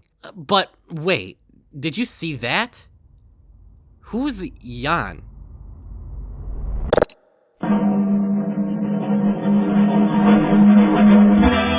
Yep, that's right, the taco farting video was actually relevant to the lore. Jan is Ida's real name, and Jan is also a European name, which would explain how he found F-Sky. Whatever just happened here is likely a remnant of Jan's Interloper investigation from years ago. But if Ida is Jan, who's Johan from the sample tool video? And speaking of the sample tool, you can see its logo flashing in the corner while the game crashes. But what exactly is this error sign entity? It moves in a strikingly similar way to the Umbrella Man, slowly approaching the player and crashing the game on contact. And we already know that the Umbrella Man can take the form of an error sign. But who's to say it isn't an Umbrella Man? Perhaps it could be a Crasher, another entity we've seen with the ability to crash games and look like an error sign. Only time will tell, but whatever this thing is, it's determined. The whole water system has always kind of been contentious. You know, same with ladders. They never work. Wait, what?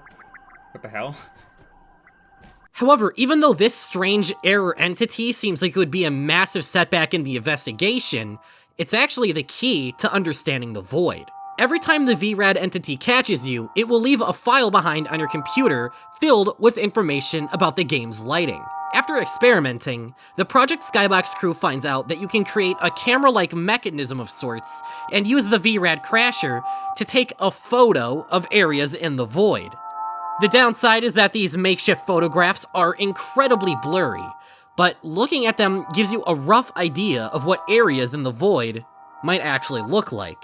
These areas in the Void being the last remnants of Valve's dream to create an entire expansive world in the Source engine. Not only that, but this world is alive. After taking multiple VRAD photographs in one area, Anomi discovers things moving in the Void. Not only are these maps connected, they seem to have their own strange sort of ecosystem.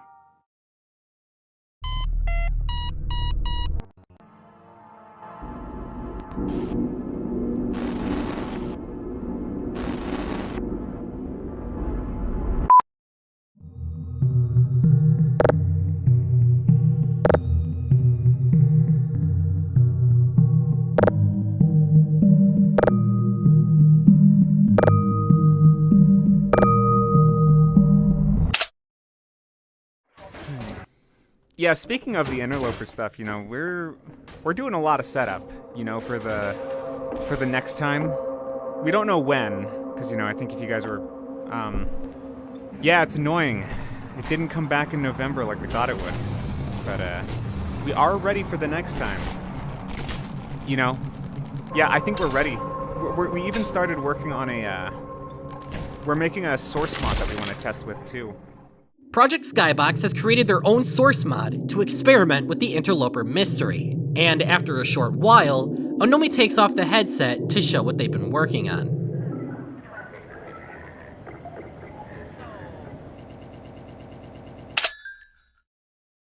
The source mod is very simple. Project Skybox.exe as of right now is nothing but an empty map from Half-Life 2 Lost Coast, a small tech demo in the Half-Life 2 universe. Seemingly, the only addition is Lucy's model from episode 7. However, shortly after loading into the Project Skybox source mod, Onomi has to leave. For half an hour, nothing happens while Onomi is gone. That is, until Ravencheck detects the Umbrella Man has returned. And Project Skybox has had plenty of time to prepare for this moment. Once the Umbrella Man is detected, a program opens called Skybox.exe that opens up various source games at once and autonomously generates demos on all of them. The demos that get generated are live streamed to the audience, and throughout the stream, it shows demos from various games, all generated in unison. Some games work without a hitch. Half-Life 2, TF2, Day of Defeat, and more all begin to generate demos seamlessly, whereas some games don't seem to work at all. The Stanley Parable is incompatible with the Interloper commands, and the program mistakenly opens Counter-Strike 1.6 over Counter-Strike Source, a game on the wrong engine. And some games are partially compatible. For the first time, we see Source Filmmaker used with the Interloper commands. This is an animation program Valve released using the Source engine, and while the stream doesn't play any demos, it seems to be generating something. Source Filmmaker could play a very important role in this series going forward. CSGO has always been unstable when using the Interloper commands. This is because near the end of its lifespan, CSGO was pushing the boundaries of what Source was capable of and being ported to Source 2, and this makes generating demos for CSGO difficult. However, it is still somewhat functional with the command, and wait, was that a Type 5 demo? The stream cuts before we can see. Another new interesting development we get through this new batch of demos is a whole new type of demo. This type of demo comes in abundance and doesn't fit into any of the current demo types. This is a Type 6 demo.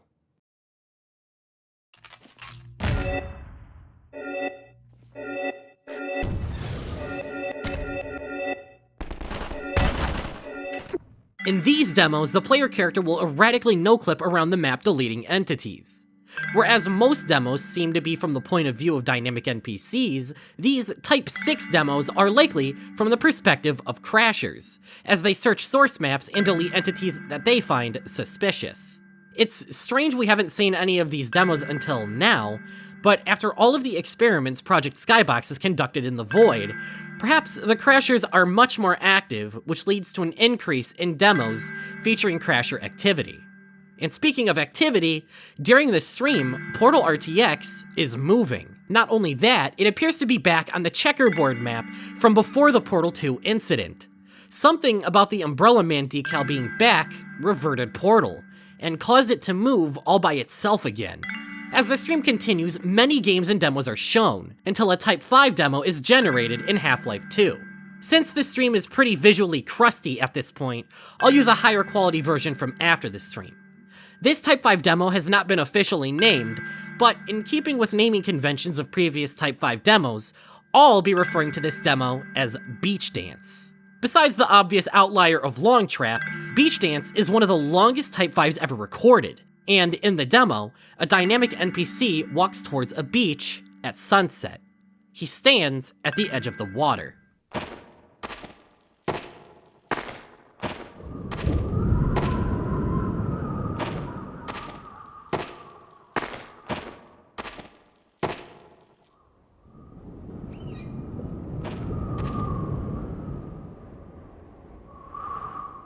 Hi.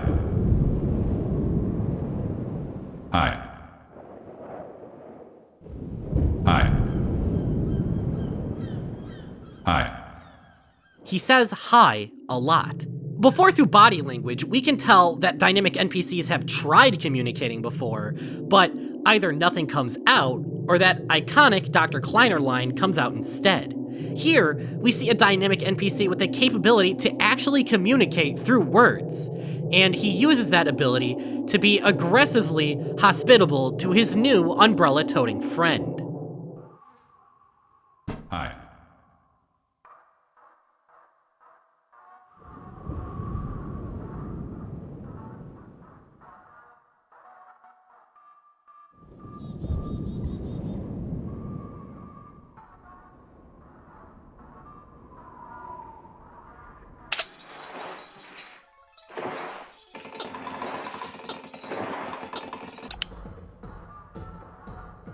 Hi.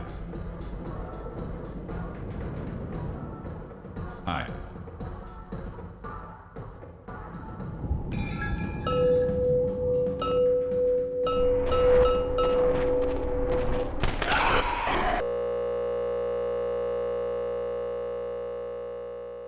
After dancing for a while, the Umbrella Man grows suspicious of High Guy and chases after him, distorting and contorting his body beyond recognition.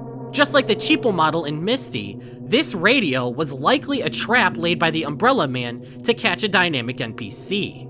After the tragic death of High Guy, the stream ends. However, the next day, Anomi would upload a condensed version of the stream with a shocking new development. Even though Beach Dance was the last demo that we saw on stream, demos kept generating after the stream lost connection. And after picking up the pieces of the previous night's events, Anomi makes some discoveries. Remember how Portal RTX reverted to the checkerboard map during the stream and seemingly acted on its own? Well, something substantial must have happened while no one was watching, because it fully reverted back to the base game. With Portal 1 back to normal, Project Skybox has just lost their main tool for navigating the void. Even after the disappointing loss of RTX, it appears another new lead has just appeared. During the demo generating incident, Anomi had left the Project Skybox source mod open. But pay close attention, because something has changed. Skybox open, okay. That's right, because I was showing it before I left. I think I just forgot to close it. Okay. So this has just been running the whole time. Doesn't seem like it tried to actually do anything. The keen-eyed of you may have noticed that Lucy's head was following Anomi as he moved around. Something happened to this model, and it looks to have become possessed. Looking at the final demo generated could perhaps give us some more context. The final demo that was generated during the Tuesday incident was in TF2, but upon loading into it, it sadly appears to just be a standard Type 3 demo. Maybe it played for too long?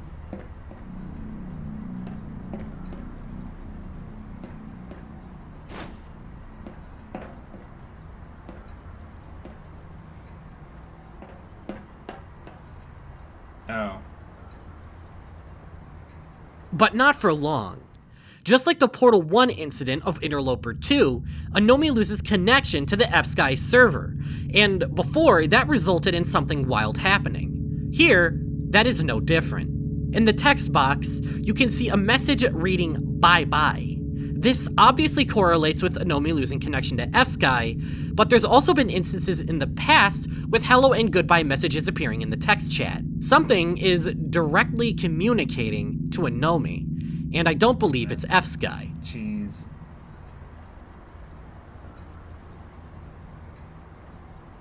Wait, what? What the fuck is that?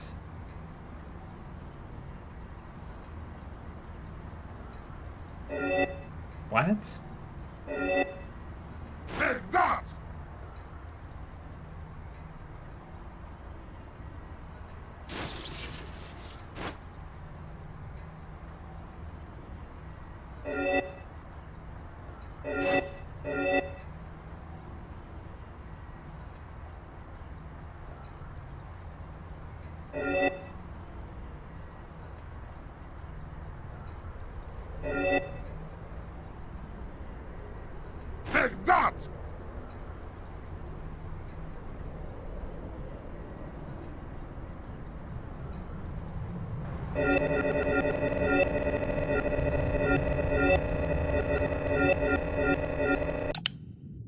After losing connection to the servers, some sort of weird dynamic NPC thing using a contorted heavy model walks out in front of the player.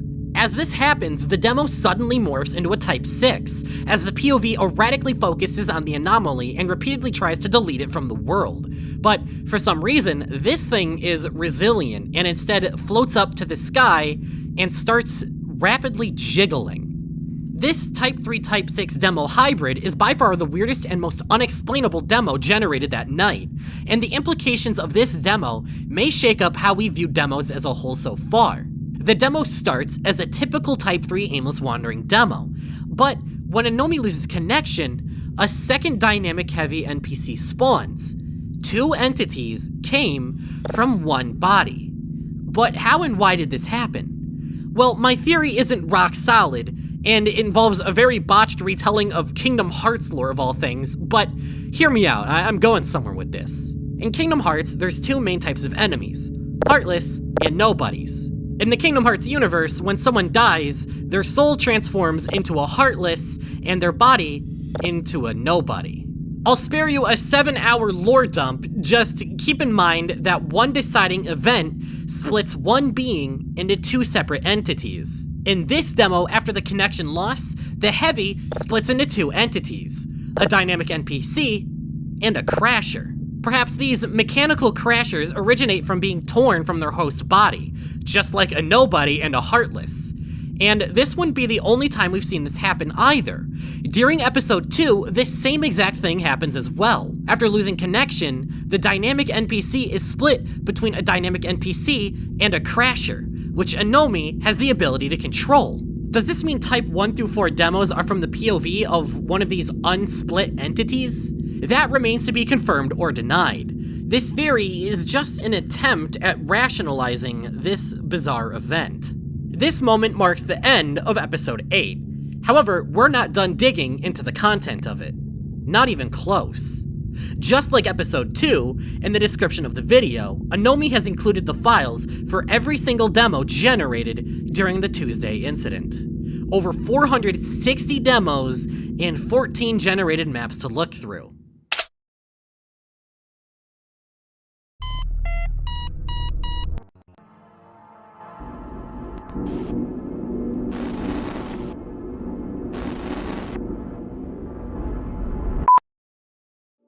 Within the zip file, titled The Tuesday Manifest, there are over 400 demos split across 6 games. CSGO, Day of Defeat Source, Half-Life 2 Episode 2, Half-Life 2, the base game, Team Fortress 2, and Source Filmmaker. Even though during this stream we couldn't see what was happening with Source Filmmaker, it appears it did produce tangible files to look through. Starting with Day of Defeat Source, this game contains one generated map. This map is a maze-like tightrope course, and at the end of the maze is a big, textureless ball. Just like the maps from Episode 1's Type 5s, the Map Properties tab reads F-Sky Server Generation. These weird maps were generated using some algorithm or AI that F-Sky was developing. This is very fitting because, as we know, F-Sky's main goal is to develop artificial worlds. What's more interesting than the map, however, is a note included from an F-Sky developer. Why does this one keep trying to build mazes? A checkered ball isn't really the best prize? For some reason, this algorithm really likes building maze-like structures. This would explain the strange maze in Portal 2 from Episode 4, and we'll see more maze-like maps in the future. Since these maps are created by a self-learning AI, perhaps these mazes are created to sort of challenge itself. Or perhaps the AI is trying to hide something. But this maze isn't all, as there's 104 demos for Day of Defeat to comb through, and there's some interesting demos to take note of. Many of the interesting demos happen to be Type 6 demos, and one of these Type 6s is especially interesting. In Data 104, the Crasher POV deletes a soldier entity and flies through the source void for several minutes.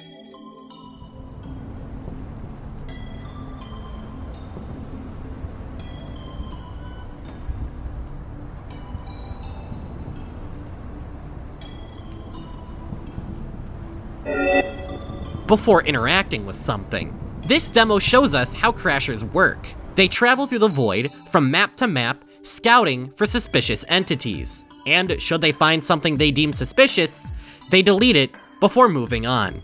Another interesting Day of Defeat demo is Data 21. 21?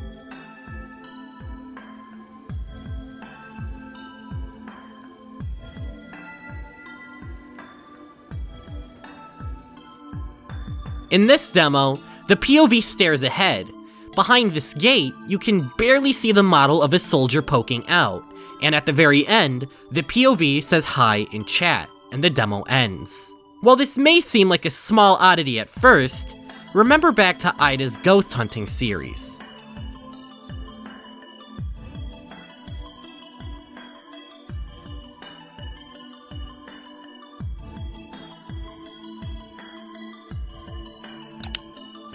We're watching Ida from the POV of whatever was stalking him across source games. Looking towards the TF2 files, we gain more information about Ida and F-Sky. The TF2 files include a bunch of strange oddities, such as the heavy donut, which I feel is pretty self-explanatory. There's also another strange maze map, and this. This map is nothing but a small enclosed space with the letters ELX written in blocks. A note from an F-Sky developer reads, I think MapGen started learning. Learning what exactly?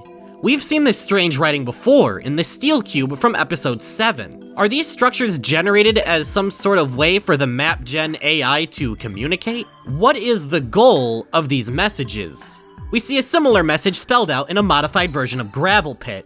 However, this message is something we can actually recognize. F-Sky. This heavily resembles the message left behind in the modified 2 fort from the Fortress Type 5. Is the MapGen trying to warn us of F-Sky? Diving into the demo files gives us even stranger results. There's quite a few interesting demos included in TF2, and one of them is Data 52.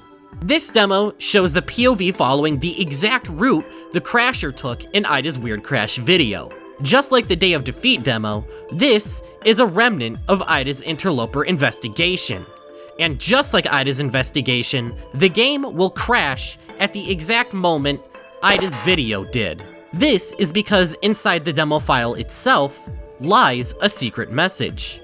For server A, D-Lock, flagging as player input activity November 20th, 2023. Interesting. Something happened on November 20th that caught F-Sky's attention. It was right around this time that Anomi was conducting his own experiment on CP Steel. Is it possible that November 20th is the day that Anomi experimented with Steel and it somehow alerted F-Sky? If the things Anomi does get sent back to F-Sky, just how much do they know?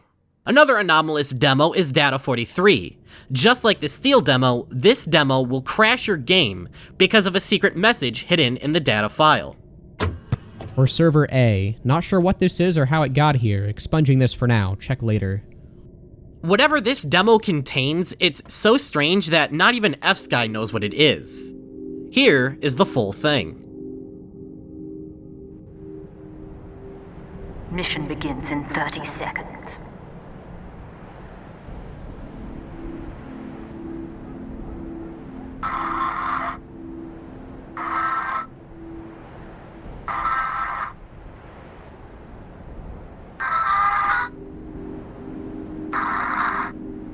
Mission begins in 10 seconds. 4, 3, 2, 1.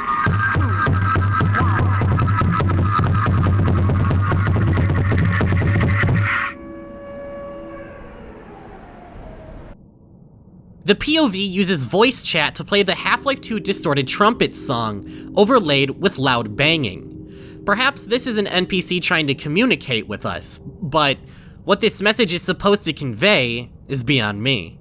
However, I've saved by far the most interesting TF2 demo for last. This one contains another hidden message from F-Sky. For server A, what? How did they get in here? Removing this chunk from the data stack.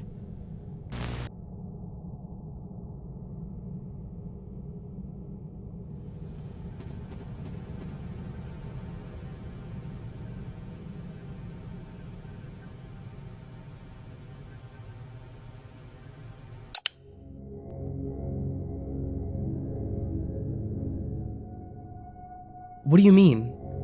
Your recent videos, man, you need to cut that out. Why are you doing this to me now too? Dude, it's just fucking creepy, man. Seriously, just take down the videos. Do something else. Why do you have to hate me too? It's not hate, man. I'm serious. Just stop. Get some help or something. I'm done helping with voices too. You're gonna need a new voice actor. Whatever, man. I'm just gonna delete everything then. Don't do that, man. We worked hard on those videos together. I'm worthless, and I'm gonna delete everything. Dude, stop. Goodbye, J-Man.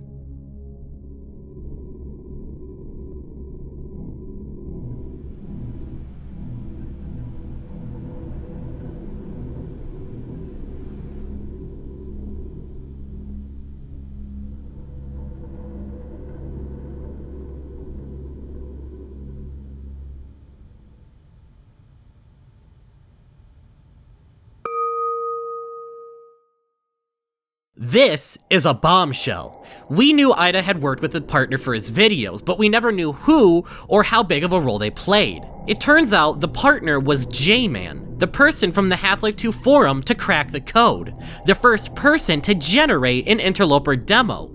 It was him who was working with Ida all along. It was him doing the voiceover in all of Ida's videos, which means we've never heard Ida's voice. And now we know who Johan is. We know Ida's name is Jan, so it only makes sense for J-Man to be Johan. Jan and Johan.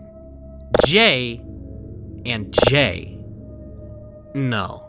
This message couldn't possibly direct it at Jan and Johan. Johan wouldn't find out about the Interloper's existence until the Half-Life thread, and Ida's investigation wouldn't start for years after this message was added, but yet, is it really a coincidence that a message directed at JJ would be snuck into Half-Life and be uncovered and investigated by two people with first names starting with J? I don't know. But what I do know is that this conversation seems to be the exact moment where Ida snapped and started creating his goodbye video, subsequently deleting his whole channel. It appears Ida's fascination with the Mona and crafting the perfect Tulpa girlfriend netted him significant blowback from his viewers and even his video partner. After this conversation, Ida would delete everything, and J-Man would fade into obscurity. But not forever, because J-Man was the person who sent the archivist the DM editor video. And if my theory is true that someone from Project Skybox is in control of the Ida Mona archive, could that mean that J-Man himself is a part of Project Skybox? This demo also raises a concerning question. How exactly did F-Sky get a hold of this conversation? The files for Source Filmmaker contain some surprises as well.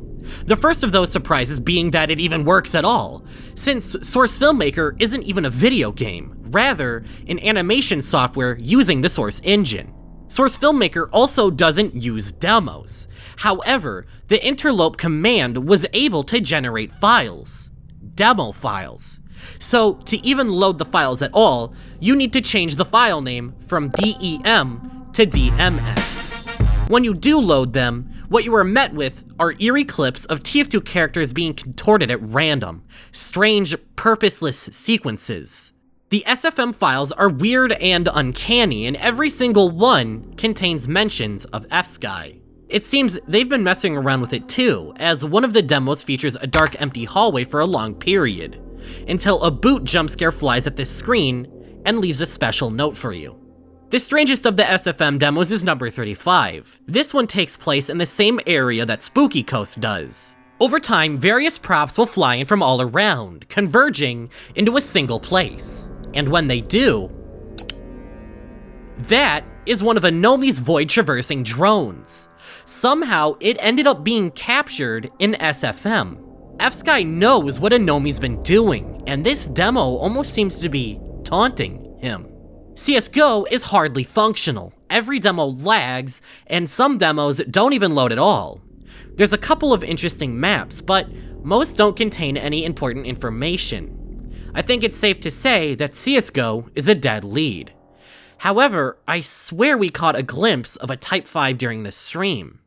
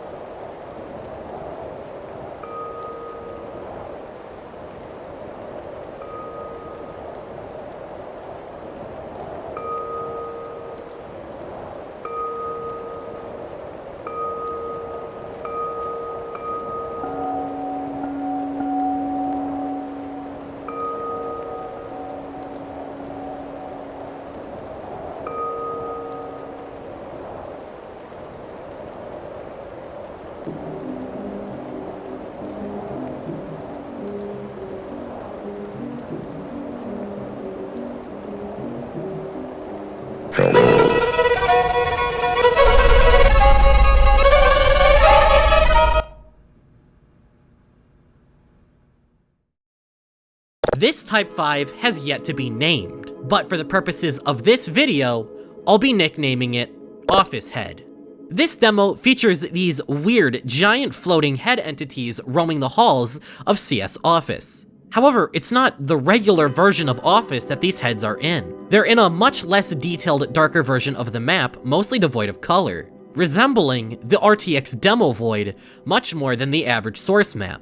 This dynamic FBI NPC was dragged here for some reason, and it appears he's not the first. Right before the giant head ambushes the NPC, you can catch a glimpse of a corrupted dynamic NPC, the same kind we've seen previously, most notably in Spooky Coast. But just what exactly is this floating head thing? Well, I immediately noticed that this head bears a striking resemblance to the Umbrella Man. In my notes, I started referring to these things as Umbrella Heads, and the nickname stuck for me. There is a connecting thread between Umbrella Men, F-Sky, and giant head models.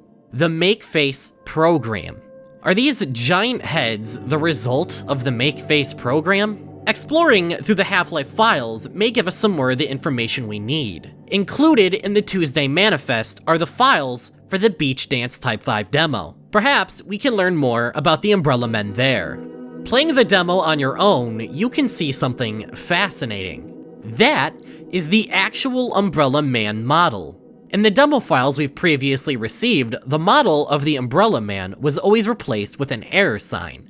But here, we have our hands on the real Umbrella Man model, which means we can even see the model's name.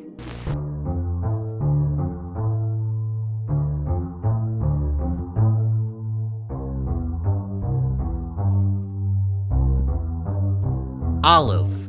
That is a strange name, and I doubt they're named after Olive Garden. The name Olive remains an enigma. That's not the only enigma in Beach Dance. Loading the map into Hammer, you'll notice a strange area located above the map that's easy to miss. A cube structure, and inside, another secret message. Hi-Con. This is the third time now we've seen F-Sky Map Gen hide a secret message into a map, and we're still no closer to figuring out what it's trying to communicate. This is far from the only strange oddity hidden in the Half-Life demos. Demo 44 in Half-Life 2 is a Type 6 where the crasher focuses on the spot where the Umbrella Man decal spawns. It seems this is because the crasher sensed anomalous activity from this spot. Another demo contains this strange map that, upon further investigation, is an old custom campaign map that can be seen in an old video created by Anomi. Even F-Sky seems surprised this map worked its way into the servers. Where did this come from? Was this in the dataset? Check for overfitting. Data 13 is another strange one, featuring this map with these odd platform structures. Diving into this map in Hammer reveals some interesting details. So far, every map we've seen in the files has been generated by F-Sky's map generation. However, this map is labeled as an F-Sky server commit. This map was man-made. But what is the purpose of this structure? A hidden note gives us a clue. Containers. Use this container file to store relevant structs for general use. Make sure all BSP packets are at least 256 by 256 before feeding it in, please. These maps are for storing something. But what? Looking at this structure shows a player start in the middle platform, and the platform is surrounded in a material that prevents you from seeing anything from the outside. What's the point of restricting vision from inside the cube? It almost resembles some sort of abstract jail cell. Inside this cube, you are forced inside this inescapable cell, unable to look outside, stuck staring at an endless, unreachable sky, a prison from which you cannot escape and you cannot die in. But perhaps it's better to be stuck in these empty cells than to be stuck with Ida Machinima. On this same day the Tuesday Manifest was released, the Idamona archive would re-upload the 8th and final episode of his ghost investigation.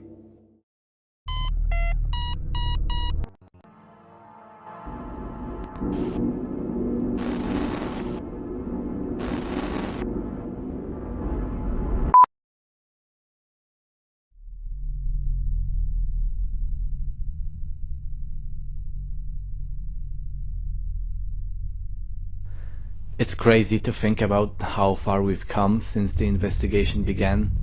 And to those of you that stuck with us and never stopped believing, thank you from both of us.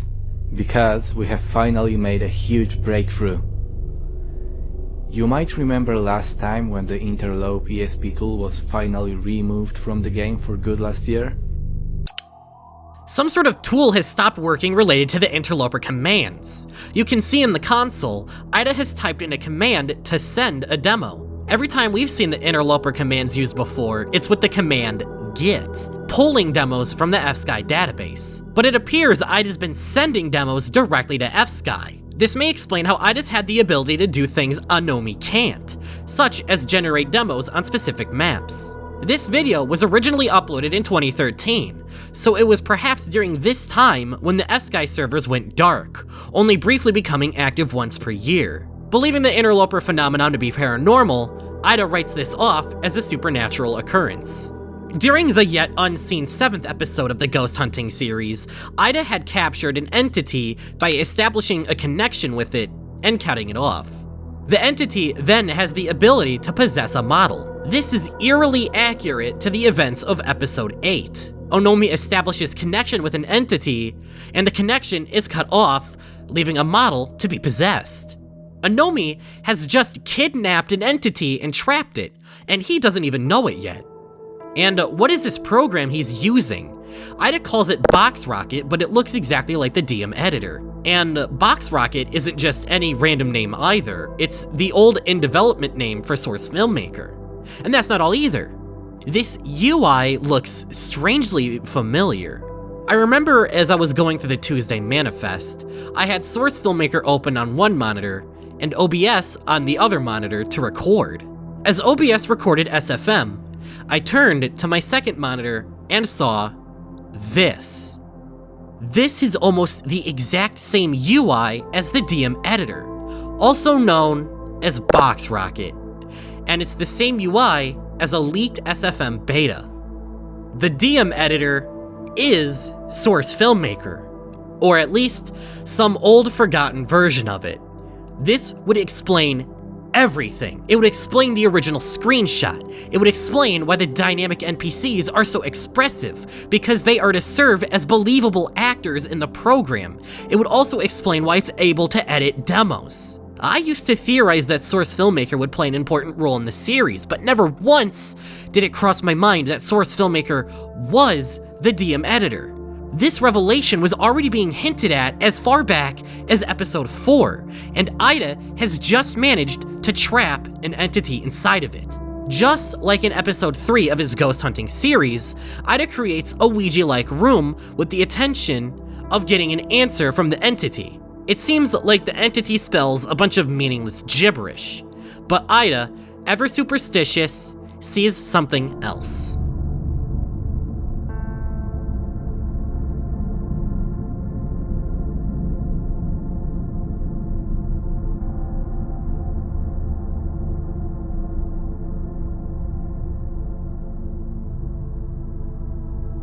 Ida's confirmation bias leads him to believe that he sees the word Mona, his dream imaginary waifu. And since Ida is so obsessive and believes he is dealing with a real spirit, well, I bet you can see where this is going.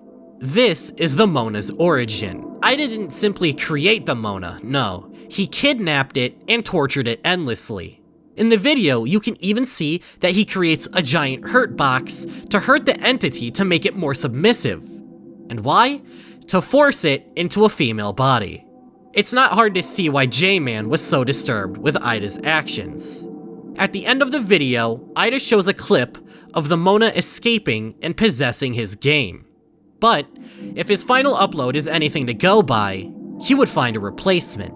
Perhaps the Mona we see in his final video is a replacement for the original entity, and this Mona from the ghost hunting video would go on to become the VRAD error from Interloper episode 7, haunting the source void almost like a vengeful spirit. Although that is the end of Ida's video, there's still one more upload to look at. Uploaded shortly after the episode 8 re-upload, a video named Correcting the Record appeared on the archive channel. This is another clip that was given to the archivist, and the description reads, The original clip from episode 8 had a very obvious cut in it for some reason. I pestered him for a reason and a copy of the video recording, but he declined me for 2 years straight. I actually had to trick him into giving me the full 8 minutes uncut. Please upload this alongside the episode 8 re-upload on the same day, just so people know what actually happened. Thanks for reading.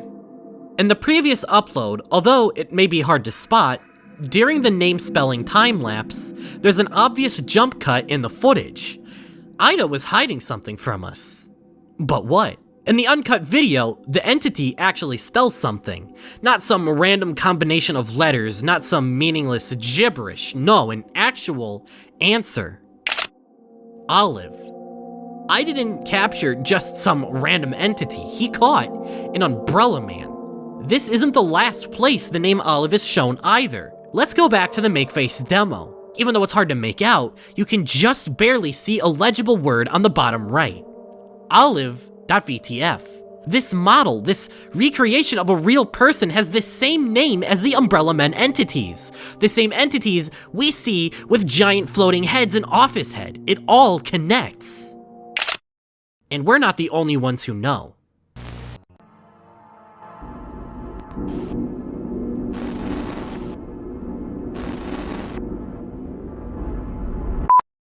You've been shown a lot of information throughout the course of this video, but now it's time to take all of the puzzle pieces and put them together.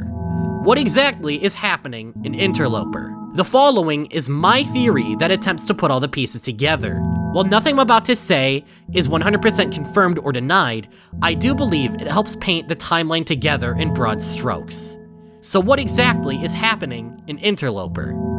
The story starts in 1991 with the Digivisions convention, where a Norwegian company named Fortu shows strange technology for creating artificial breathing worlds. The presentation is shut off early and Fortu isn't heard from again. Much later, Valve developed the Source Engine with the similar goal of creating artificial worlds. In the Source Engine, maps are connected through the out-of-bounds source void by flying through the Skybox. Fortu would see this and continue their work under a new name, F-Sky.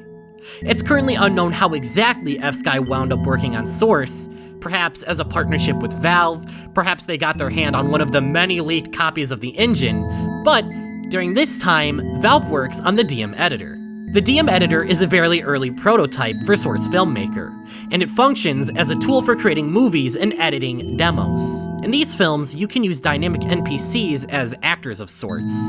They are highly intelligent sentient AI that you control in the editor by placing hint nodes to direct them and using Umbrella Men to delete them. It seems this AI is being trained through these demos, with various demos showing off the progress of their AI, mindlessly flailing, interacting at random, developing their intelligence, and finally, gaining sentience.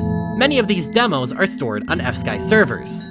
During this time, somehow, the Umbrella Man NPCs go rogue, or are programmed to work even outside of the confines of the DM editor, and hunt down dynamic NPCs. A similar thing happens with Crashers, originally what the player controls in the DM editor. They've somehow gained a mind of their own and now scout out for suspicious activity on various maps in the Source Engine. It is during Half-Life 2's development that an F-Sky developer hides a message into the game, containing console commands for interloping. These commands are for sending and retrieving data from demos from F-Sky servers. Later, in 2005, a forum thread was posted on a Half-Life 2 site with someone questioning the Umbrella Man decal. This leads to people discovering the Interloper console commands, and soon after, F-Sky demos. Over time, the mystery fizzles out, but one forum community member named J-Man eventually partners up with a YouTube machinima creator named Ida Mona to create a series documenting their Interloper investigation. Although they make many advancements in the mystery, and even discover F-Sky, Ida's fascination with creating a Tulpa girlfriend in the DM editor causes the two to fall out and for Ida to delete the channel. It wouldn't be until much later in 2021 where Anamade would uncover the mystery himself and form Project Skybox, a collective with the goal of uncovering the Interloper mystery. However, F-Sky is still around in some capacity and has been catching on, and Project Skybox isn't as reliable as they'd like to portray themselves to be. It seems the only things we can trust in this series are the things we can see with our own eyes. Just like how the AI is being kept in a cell that prevents them from seeing the outside world, the wool is being pulled over our eyes as well. And to get the answers we need, it looks like we're going to have to interlope ourselves.